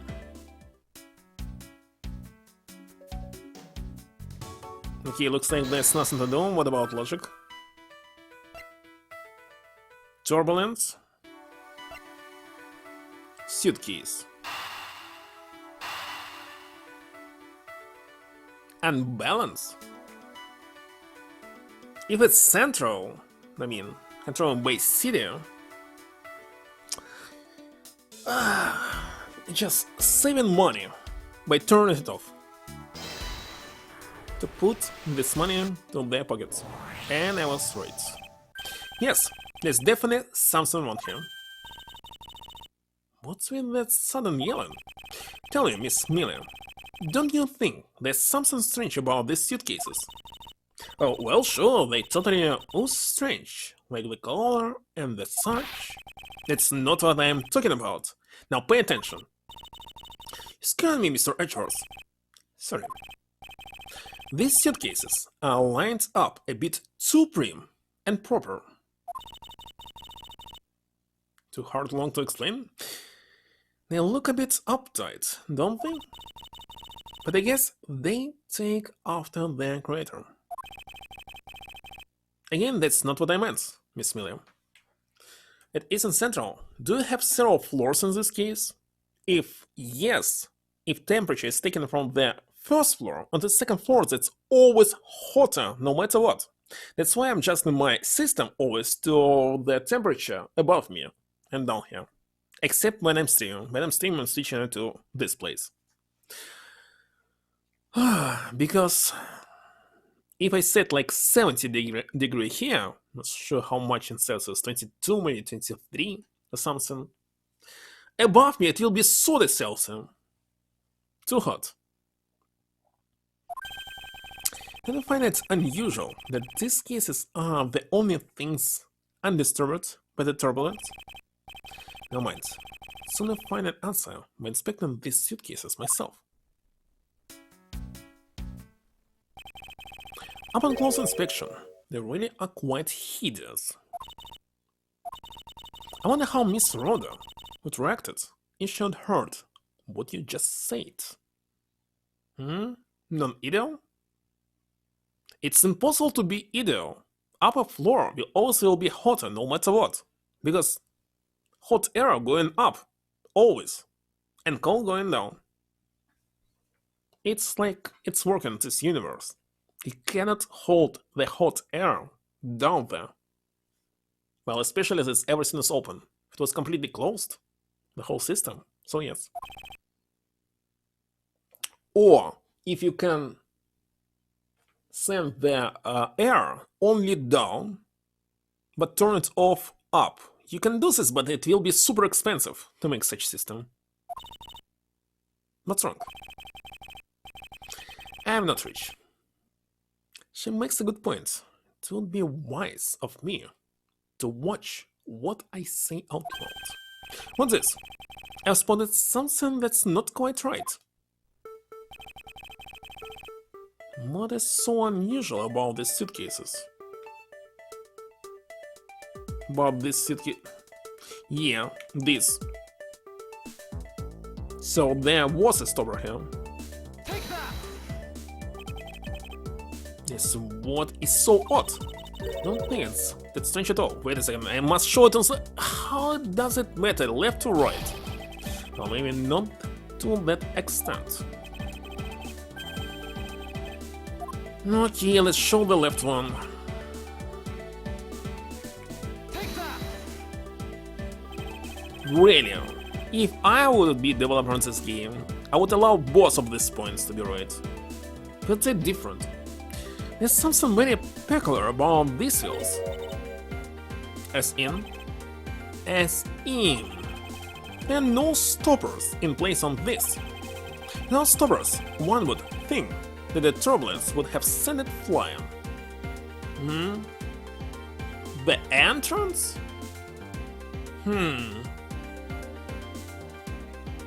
Okay, in this case, you might have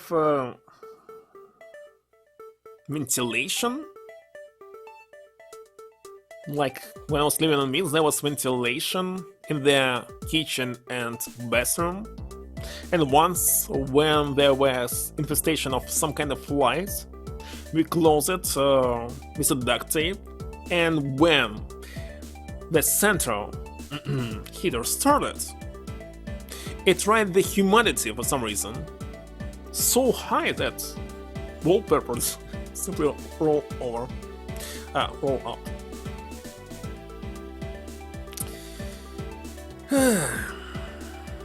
So of course it's ventilated and everything, and it's moving the hot air in some specific place. Of course. Horizontally, not vertically. And so, it is very likely that this suitcase was placed here after we hit that turbulence. Let's take a closer look at it, shall we?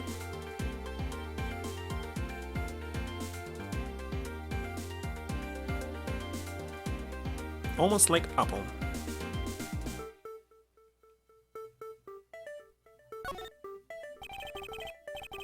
At 1200 price tag? Looks like the price by some of these continents, I'd say. Well, it's first class.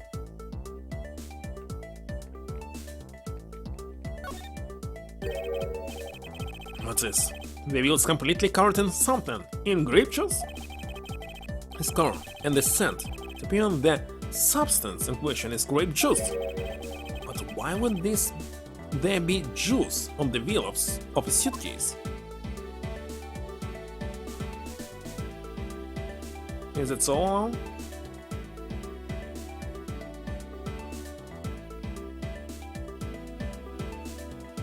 Looks like that's not all. This was apparently designed by Miss Tenero herself. The sign has a certain genius car? What? Q? About it. Why is this French here? Yes, perhaps that is the best way to put it. One more time, what they say it? Je ne sais. Whatever.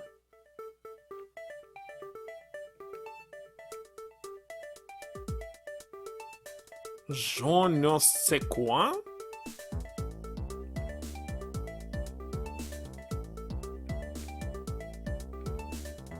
What else should I examine here? I already checked this one.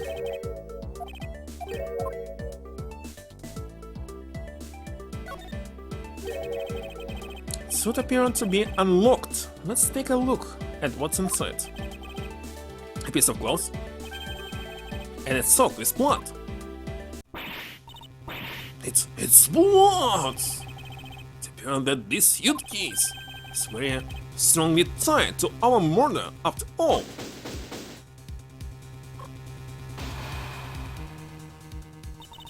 So explain this to me.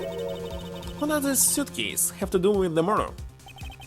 I believe it's pretty safe to say that the killer used this suitcase in some manner, such as to move something perhaps. But aren't you just talking about the clothes then? Alone is too small. A larger item would be needed to move what I'm thinking of. The thing I believe the killer used this case to transport is the body. Really? I would say yes. Take that! Take that! Something that would fit inside a suitcase that is also covered in blood. Sounds like a dead body, doesn't it? Wonderful.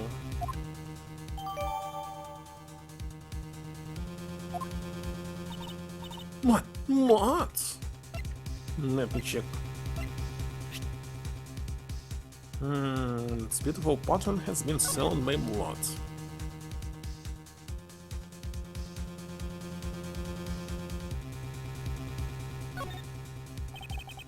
For there to be this much blood on this piece of cloth, was the victim rubbed in it at some point? There's something very familiar about this fabric pattern. So the killer is this old man. Yes, I understand.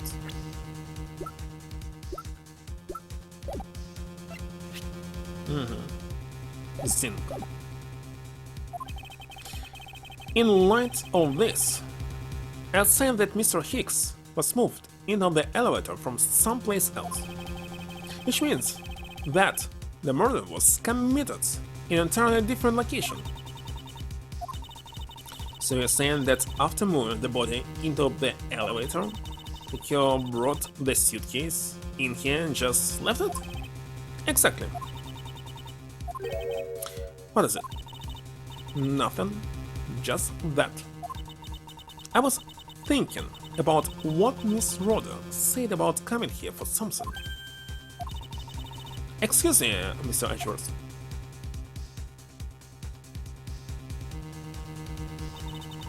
I want to give you a bit more time, but I'm afraid I wasn't able to convince the captain. I'm very sorry, Mr. Edgeworth, but the captain feels that he has allowed you ample time, saying that he'd appreciate it if you could wrap it up here and return to your seat.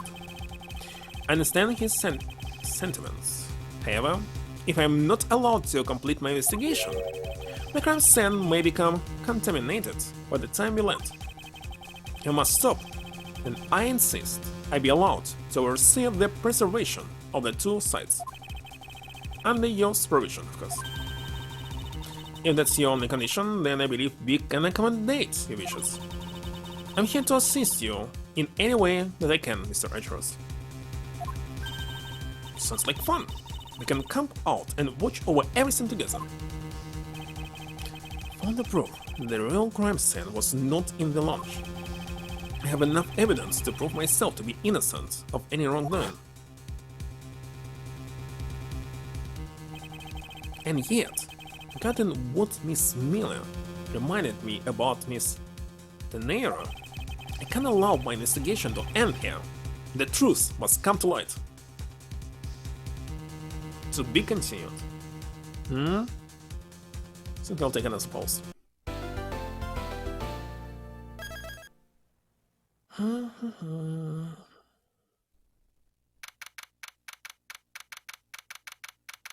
You already landed? And now that once we had landed, I'm supposed to let the local police take over. And thanks to Miss Tenera and Miss Miller, I was able to preserve the crime scene. But I just can't shake it. I wasn't able to talk with Miss Tenera in private. So I left wondering just what was she up to? Why did she do what she did? There must be a way for me to continue investigation. I've been expecting you, Miles Edgeworth. You? Francisco? I thought you were still in Germany. I go where I am needed. And wherever there are criminals to be caught. My name is Francisca von Karma, the daughter of my mentor, Manfred von Karma. She, like myself, is a prosecutor. Hello, Sonic. Thank you for the ride. Are you heading up this case? It would be a bit of relief if you are. Did you try to flatter me whilst Edgeworth? I'm placing you under arrest. What? It's quite frustrating, actually. I had hoped to exact my revenge on you in a different venue, but I'll have to take what I can get. I never thought I'll see that day when the disciple of the House of Von Karma would become a criminal. Have you no shame? Wait, it was all being a big misunderstanding. I didn't kill the victim. Oh, let's use the so commands again.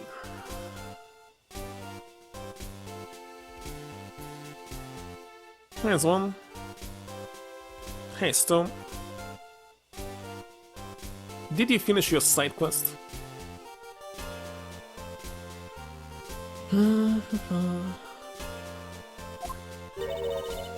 A misunderstanding. I heard all about the murder over the police radio from the captain himself. You waited for the victim on the first floor and then beat him to death. Francisca, do you honestly believe that I killed a man? I suppose I should reserve judgment until after I have investigated this for myself. Can put your arrest on hold until then. That as it should be. I don't need a lecture on how to perform my duties from you of all people. To be perfect in every way, the fulfillment of that creed alone is all I strive for. But I have my own creed, which I must fulfill, so why don't we solve this together? To get going, the crime scene awaits. Don't you dare leave town.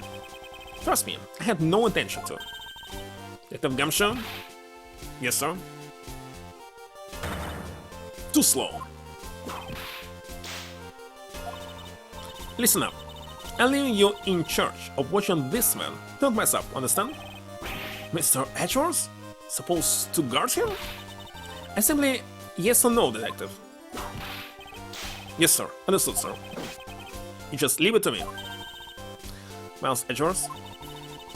If you interfere with my investigation, I'll arrest you on the spot. Are we clear? Now then, if you excuse me. Good to see you again, Mr. Edgeworth, sir. Boy, am I glad to see you okay. Thank you, detective. I believe in you, sir. You can lean on me. I'll get you through this. I have to admit, I'm a bit curious as to what Francisca is up to. Maybe I should ask the good detective. Very well, in that case, I have a few questions for you. But maybe in 1 minute. Be right back.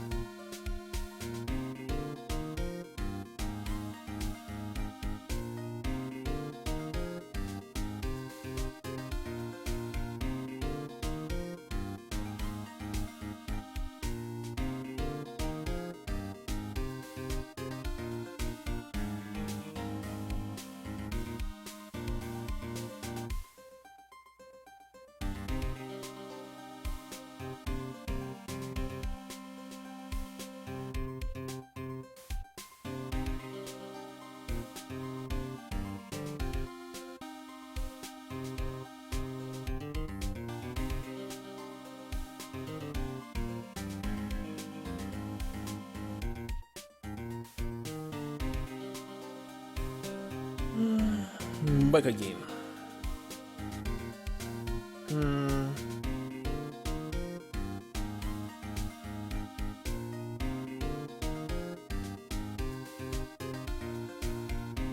Alright.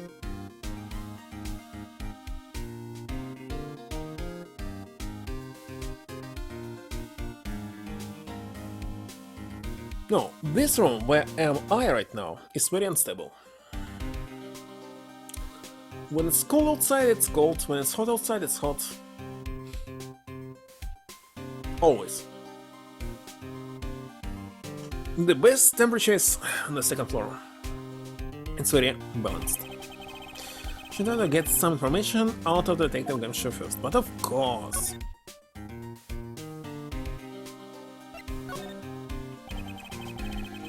Miss Von Karma just kinda popped up at the prosecutor's office about a week ago, sir. Something about chasing down leads related to a sudden incident. No details? It's kinda top secret, so she can't talk about it, even with me, sir. Beyond here, the only type of talking she likes to do is with her whip. Plus, I doubt the top secret part was what stopped her from talking to you, detective. Also, I wonder if your case has anything to do with mine. So, how the initial investigation going?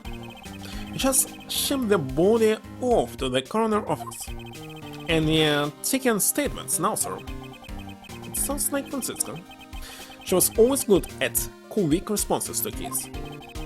Say she was a little too quick, sir.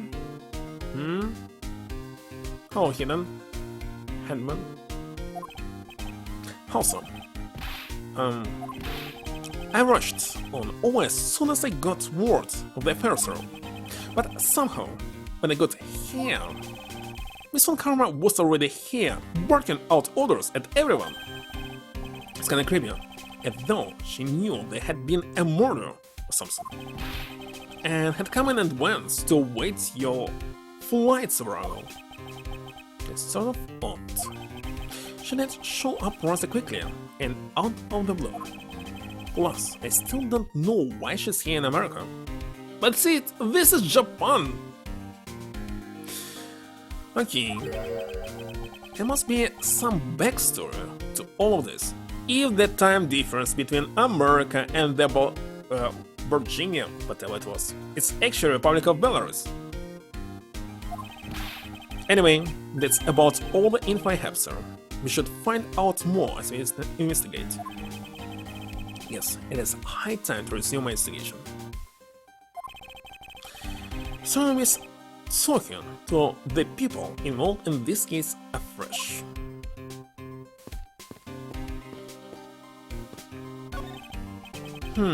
A lunchment.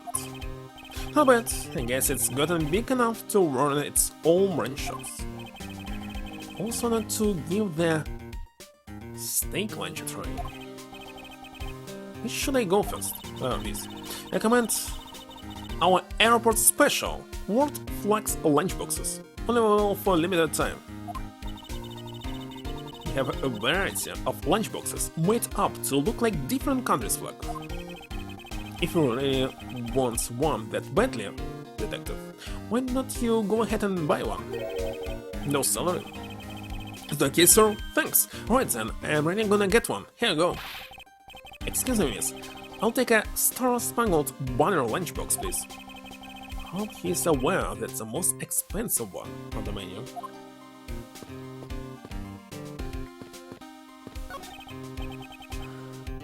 Wait a second, I can't talk to this man? Terrible.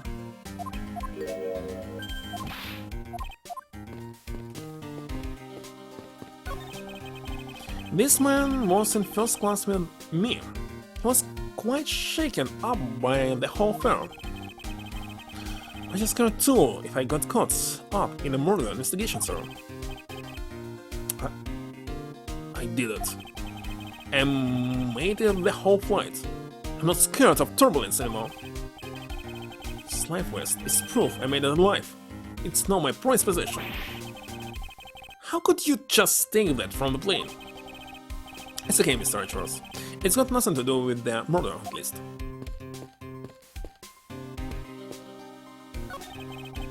The child seems to be happily enjoying the sight of so many planes. I'm excited to save this many planes too. Just look at the size of these things. Do you like planes too, mister? The balance between the main wings and the tail wings is really something, huh? It seems that this child derives his pleasure from a different aspect. Oh, but I also got a thing for the shape of the wings too. Hey mister, you can stand next to me. So about that plane scene. Thank you, detective, for leaving me out of this conversation. Looks like I must go left. Is it a captain? Captain did this! So you must be the captain. Why, yes I am. And who might you be? I'm the protege prosecutor, Francisca von Karma, and I have a few questions for you. Don't you dare, Captain. Getting friendly with another woman. I'll never forgive you if you do. What are you talking about? I only have eyes for you, my dear Kami. I will bet money on our dear captain to be much of a reputable person. Sure you don't want to ask the captain some questions, sir? He was in the cockpit the entire time. I hardly doubt he would know anything of yours. Anyway, I like to leave that type of witness to Francisco. He whip. Okay, looks like it's not him.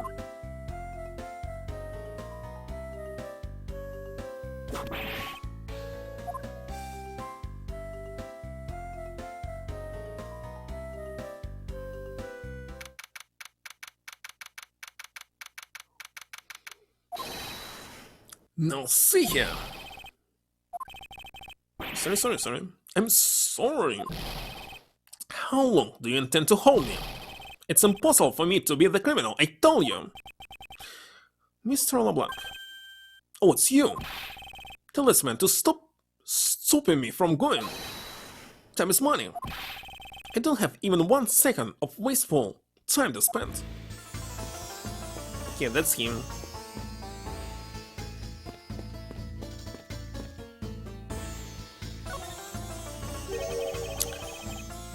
Did you finish taking his statement yet? Yep, all done, sir. I do not concern if you're not done examining the cargo hold. I want my cargo back. If you make a single scratch on my art, you'll pay. Art? What sort of art? So Blanc is an art dealer, so he's got a bunch of artwork down the cargo hold, sir. There's particularly a mountain of them, large and small. From folk customs to stone statues, I sell all kinds of art. Folk customs? Speaking of which, Mr. LeBlanc's hat. It kind of looks like that other piece of cloth. Let's present it to him. Mr. LeBlanc, can you please take a look at this one? Oh, it's a Burgundian cloth. As I suspected. Your hat is made of the same material, I suppose. Yes, of course. This fabric is so famous. Orders come from all the seas for more. So what was updated? And this is a cargo you were talking about earlier? Let me check. World famous. Export. No. The cargo this time is much many gigantic. You detective, when can I have my cargo moved? You can get your cargo back when you're done investigating. Oh. The stubbornness of you police, and it's no good. And it's no good that the attendant refuses to exit the attendant's room too.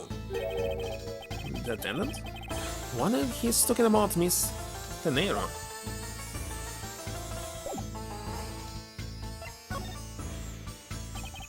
What did you mean by that attendant, Mr. LeBlanc?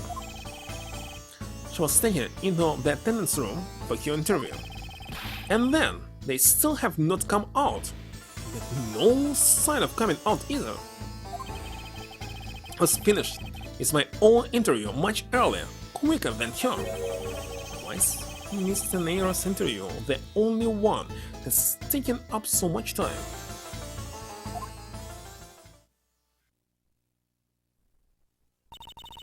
Miles Edgeworth, you were given free rein to examine the plane, weren't you? Yes, I was able to obtain the cooperation of the flight attendants. Speaking of attendants, I'd like to speak with Mr. Nair. I wonder if you might grant me permission to enter the flight attendant's room. Before I do, you still have to clear up a few issues surrounding your own circumstances. I understand.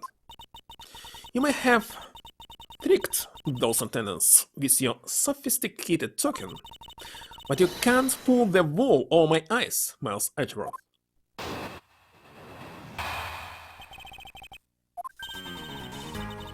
Let's not complicate things and go with the most obvious conclusions. The scene of the crime was here. In the waiting lounge, the body was discovered. For a time, the victim was seen calling for an attendant until his body was found. The only person in this lounge the entire time was you, Miles Edgeworth. This, unmistakably, makes you the likeliest suspect. The likeliest suspect, Francisco? Do you have a problem with that? No, but it's not like you to use such a vague wording. You're usually a bit more absolute. I'm simply trying to watch out for you. Or is my kindness too hard for you to comprehend? Thank you, but your leniency is unnecessary, for I will prove my innocence soon enough. If I want to continue my investigation, I'll have to break your line of logic first.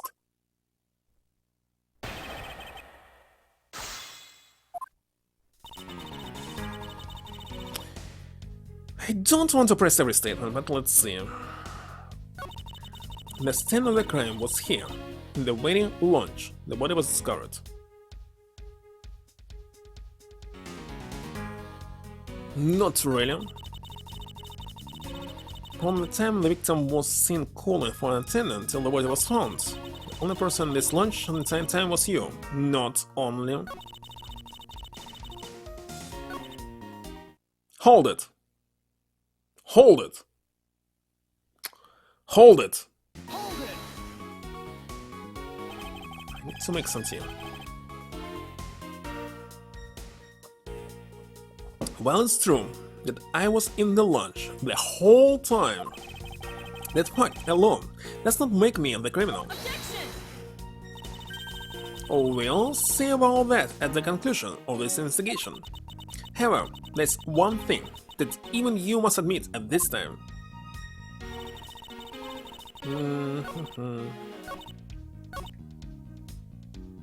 Hold it. Hold it! So tell me, Francisco, do you know all there is to know about the crime scene? I know all that I need to know in order to arrest you. And nothing more? Are you saying there is more I need to know? Why did you wipe me, sir? Sorry, Scruffy, my hand must have slipped. It appears that Francisco doesn't have all the facts of this case yet. Okay, so it's supposed to be here. And what's supposed to show?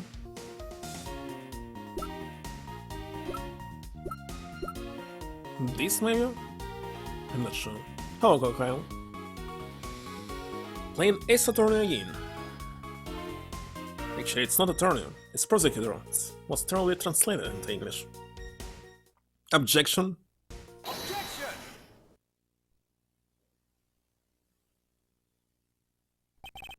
It would appear that you did not have all the information you needed after all. And what does that mean? I found a nice piece of evidence just before I was forced to stop investigating. A piece that proves that the body was moved from a different location. the killer used this suitcase to move the victim's body, meaning that the real scene of the crime is not this lunch at all. Objection! Quite busy? This work? Now, who's the one rushing jumping to conclusions? Excuse me? I still need to play tons of Ace Attorney games. There's another trilogy that means 2 games? This one? Latent crossover is minimum 4. And a lot of DLC I believe as well. That doesn't prove that the body was moved. It could be that the killer simply chose that suitcase as a good place to hide the clothes. I expected you would come to that conclusion. It would seem I can't escape that easily.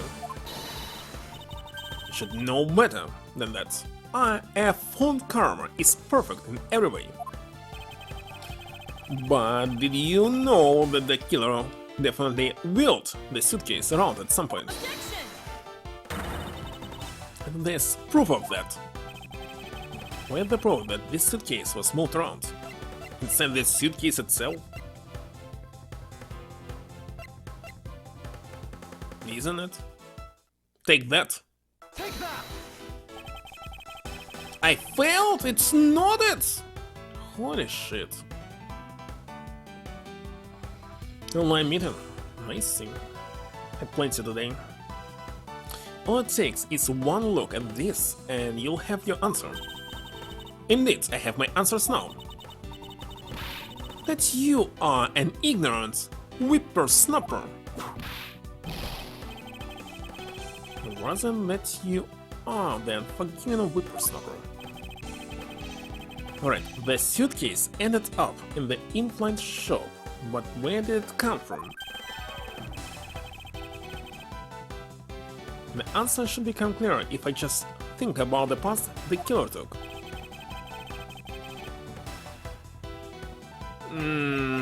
This? Take that? Take that! Funny. You spilled grape juice in front of the elevator! Yes, and I'd like to draw your attention to this area here. Where's the evidence that proves the killer dragged the suitcase through here? This? Take that! Miss Markham, when you say that it looks especially like tracks from 2 wheels, I suppose. Further, there's also grape juice residue on the wheels of the suitcase. This means that the suitcase containing the victim's body definitely passed through here. I suppose this means that the killer did move the victim's body from somewhere else. I'm glad you come to your senses. Objection! Not so fast. This still doesn't put you in the clear. Not by a long shot.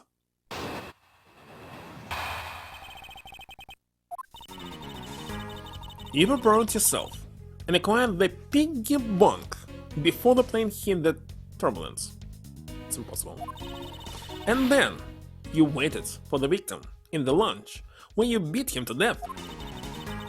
Then, while you were in the elevator with the victim's body stuffed into the suitcase, the plane hit that punch of turbulence and out flew the body from within the suitcase. It's no way out. You hastily pulled the suitcase back where you had taken it from, and pretended to be the discoverer of the body. Not a bad bit of logic, but something you thought of on the fly. Just what you're insinuating? That I will show you exactly how flawed your logic is. No matter how strong of a face you put on, not even you can hide your fears from me. Expose the flaws in your logic in one fell swoop. Looks like the very first statement, but why? I put it first.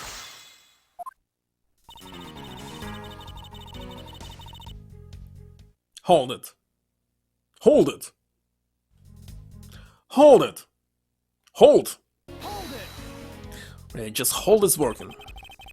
And how do you suppose I was able to take the piggy bank out of the display case? As I recall, the case was locked. That's easy. And the case was locked. You simply had to hit the glass like this. You shattered my heart of glass. So she wants to talk about the in-flight shop and the Mr. I-Fly bank, does she? Takes care of how you obtain the murder weapon.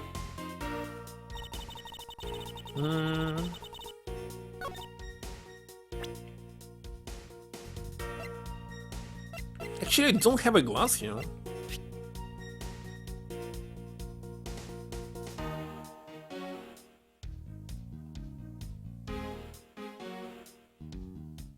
Objection. Objection!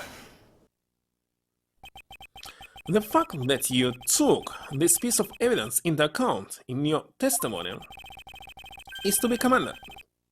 Your legal prowess is certainly something to be feared. Evidence and logic. Essential tools that souls who would stand in a courtroom must learn to master. But what if there was a fake piece of evidence thrown into the mix? A fake? This Mr. I-Fly piggy bank is just such a fake. It is not the real murder weapon. What? What? I'm surprised. The timing of when the bank was taken from the shop is important. But of course... And was taken after the turbulence had occurred. And then, what about the blood on the bank? What do you make of that? I assume it was added after the murder after the murder. Wait a second. When the killer fabricated this weapon? Okay. Looking at it this way, the killer basically did three things after the turbulence. After exiting the elevator, the killer brought the suitcase to the shop and left it there. Then the killer proceeded to pick the bank up from off the floor and took it to fabricate a fake murder weapon by hitting the victim on the head.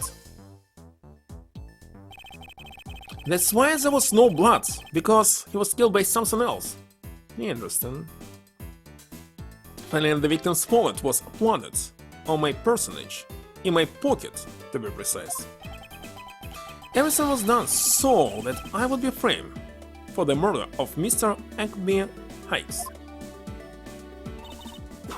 You there? Yes, ma'am. Other than this piggy bank, was anything else resembling a murder weapon found? I didn't find anything in this lunch or in the shop that could be used as one, ma'am. Most of the items that could have been used were broken during their turbulence.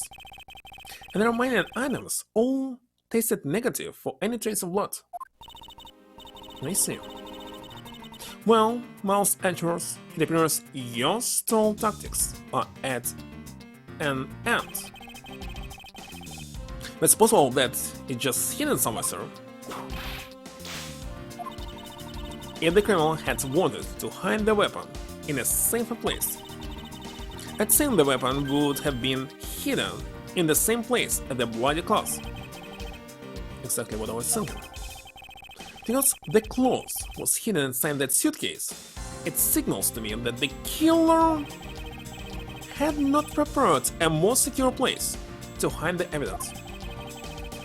Which means that the real murder weapon is either still on the murderer's personage, or is still the real crime scene. Objection! There's one more possibility, and that would be that the piggy bank is in fact the real weapon.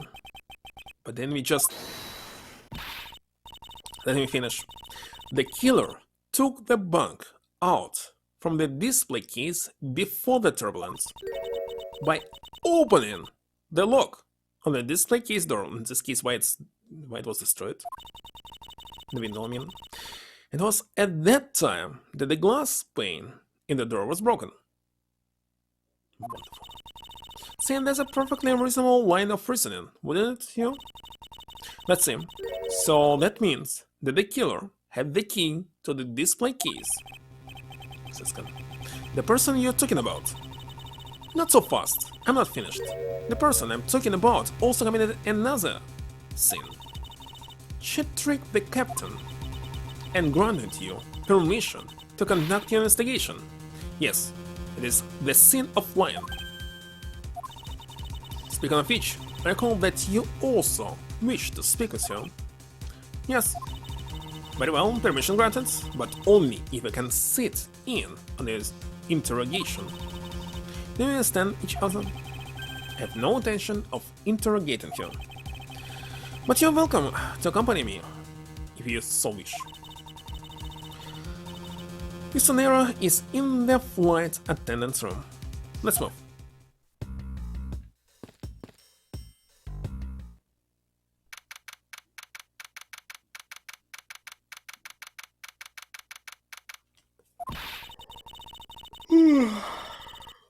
So, you're the one that poked around inside this plane without the captain's permission.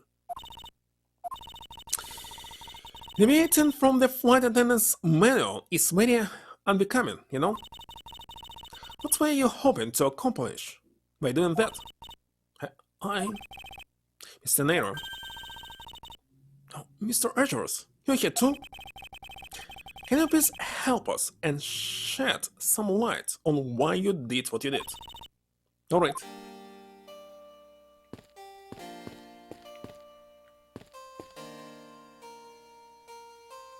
There's another exit? It's the only exit. I saw they changed the perspective.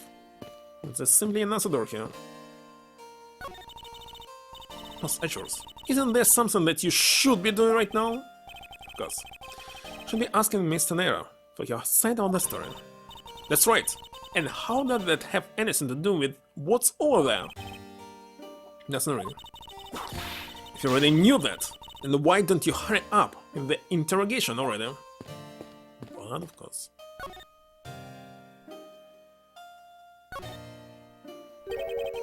Why did you lie about receiving the captain's permission like that?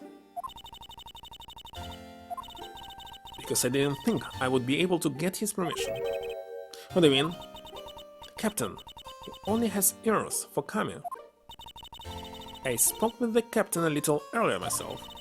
He definitely seems to be rather taken with Miss Millie. Yes, and on top of that, had mistakenly accused Mr. Edgeworth of being the killer. I want to make amends.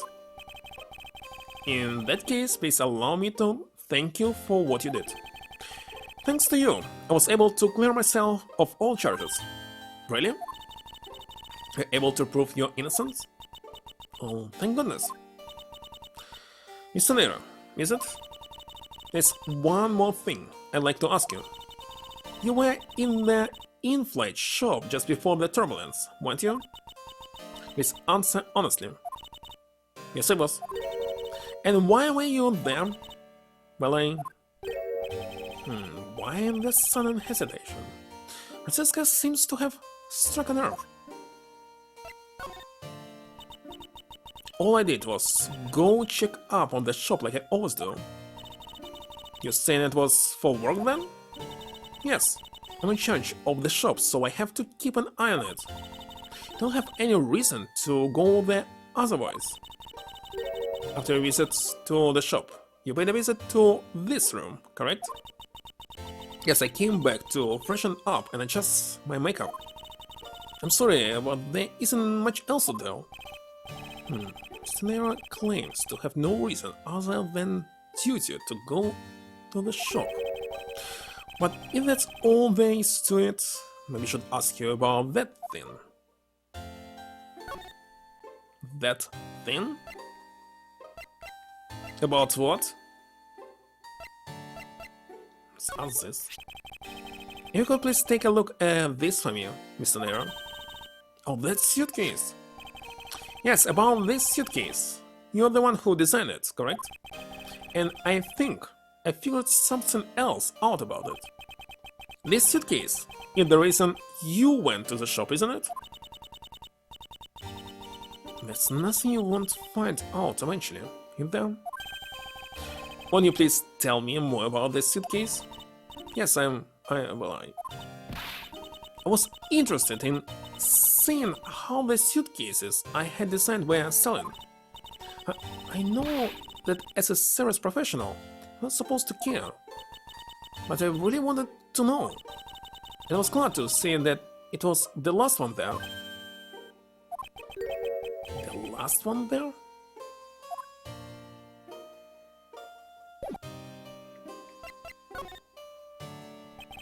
So, you're saying, Mr. Nero, that the suitcase in question was the last one?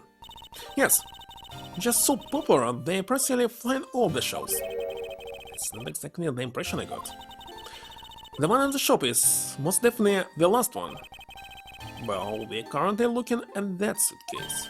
Really? I guess we sold all of them? Thank you very much for taking the last one. Didn't say anything about buying it. Then say you'll buy it? Sorry, I can't. But why? There. Go great with your complexion, Mr. Edgeworth. It really suits you. I guarantee you, it personally, as a serious professional. Well, it is... how should I put it this? It's hideous. What? Maybe that was a bit too direct. Moving on. My issue with the suitcase isn't the design, it's the number of the remaining. Remaining? There were 2 suitcases in the in-flight shop when I investigated it. 2?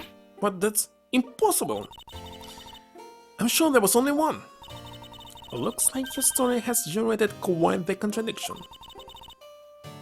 When I left the shop, I'm positive there was only 1 suitcase left. Something is amiss here. What could be the meaning of this inconsistency? By the way, Mr. Nero, what is one of those suitcases doing here? That's... So you're saying there was only 1 left? That's one is... it's mine. We use it for a very long time now. She's used it for a long time? I think not. She's buying your own suitcases? Mr. Nero, I appreciate it if you wouldn't lie to me. Excuse me? I don't believe for even 1 second that you used this for a very long time. Prove that this hasn't been used for nearly as long as Mr. Nero says. Well, obvious as is. Take that! Tell me, Mr. Nero, is it also your habit to keep the price tag pristine on your suitcase? The meaning of this? How would you lie about a suitcase? Despite having faith in your design sense, the sales numbers made you cry bitter tears. The truth is becoming increasingly clear to me. Mr. Nero, I think I understand. I know what you're trying to hide. Now then, this suitcase was originally in the in-flight shop. Seeing as how the price tag is still on this suitcase, one can only assume it was out on the floor for sale in the shop. And the person who bought this suitcase was you, of course. Take that! Take that! It was you, wasn't it, Mr. Nero? I hate to say this, but this suitcase that you designed... What was your salary? Because the price is so high. It hasn't sold very well, has it? You saw how poorly this design that you poured your heart into was selling. And were deeply hurt. That's why you wanted to make it look like it was selling by buying it yourself. Isn't that right? Then the reason you went to the shop and came back here was... I'm sorry. All I really have is my job.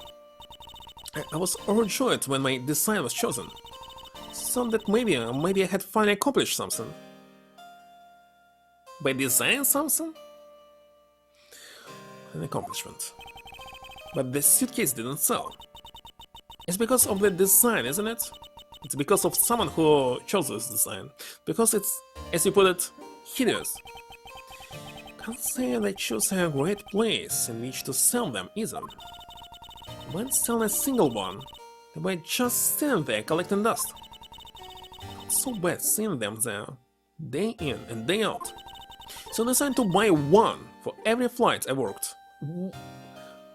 Seriously, what was the price? Actually, it's not possible to check right now, I think, or maybe it is possible.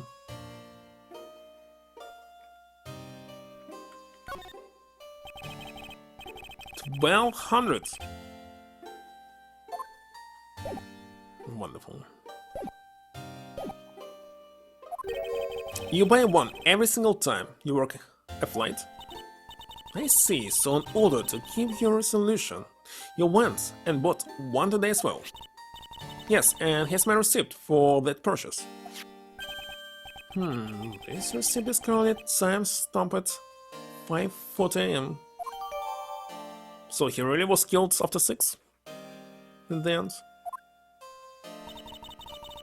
The truth is, there's still a bunch of them left unsold.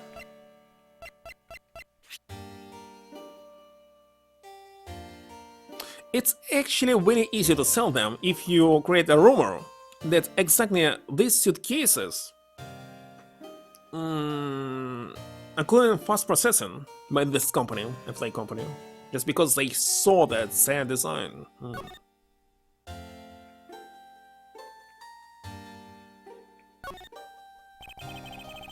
Just Miss Tanera said, the timestamp says she bought the suitcase at 5:40.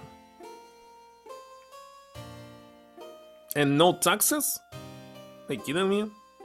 It's America, not Japan.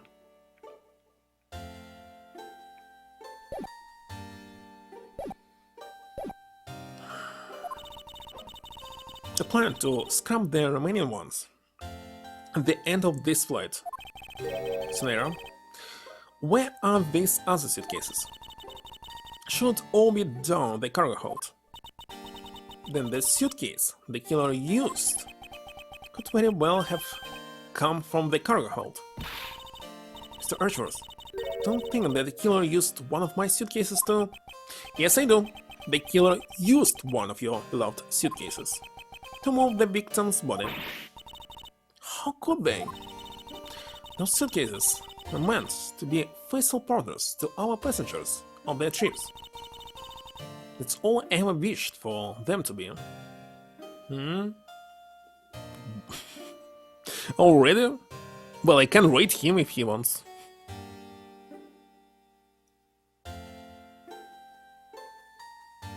Alright, let's rate him. It's exactly 3 hours already. That's all I ever wished him to be. Let's save.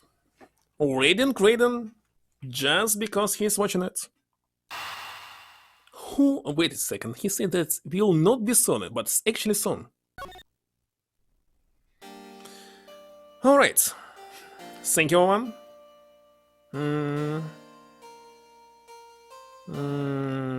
The best way. Oh my god, why you opening this?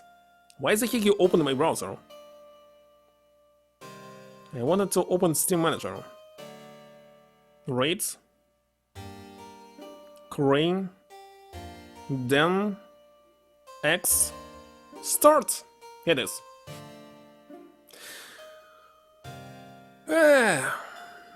Maybe not. Maybe that's it. So, thank you for stopping by, thank you for information. Bye, Kalkal, Boban, Bridgecat, everyone else. See you tomorrow, I think, because why not? Bye.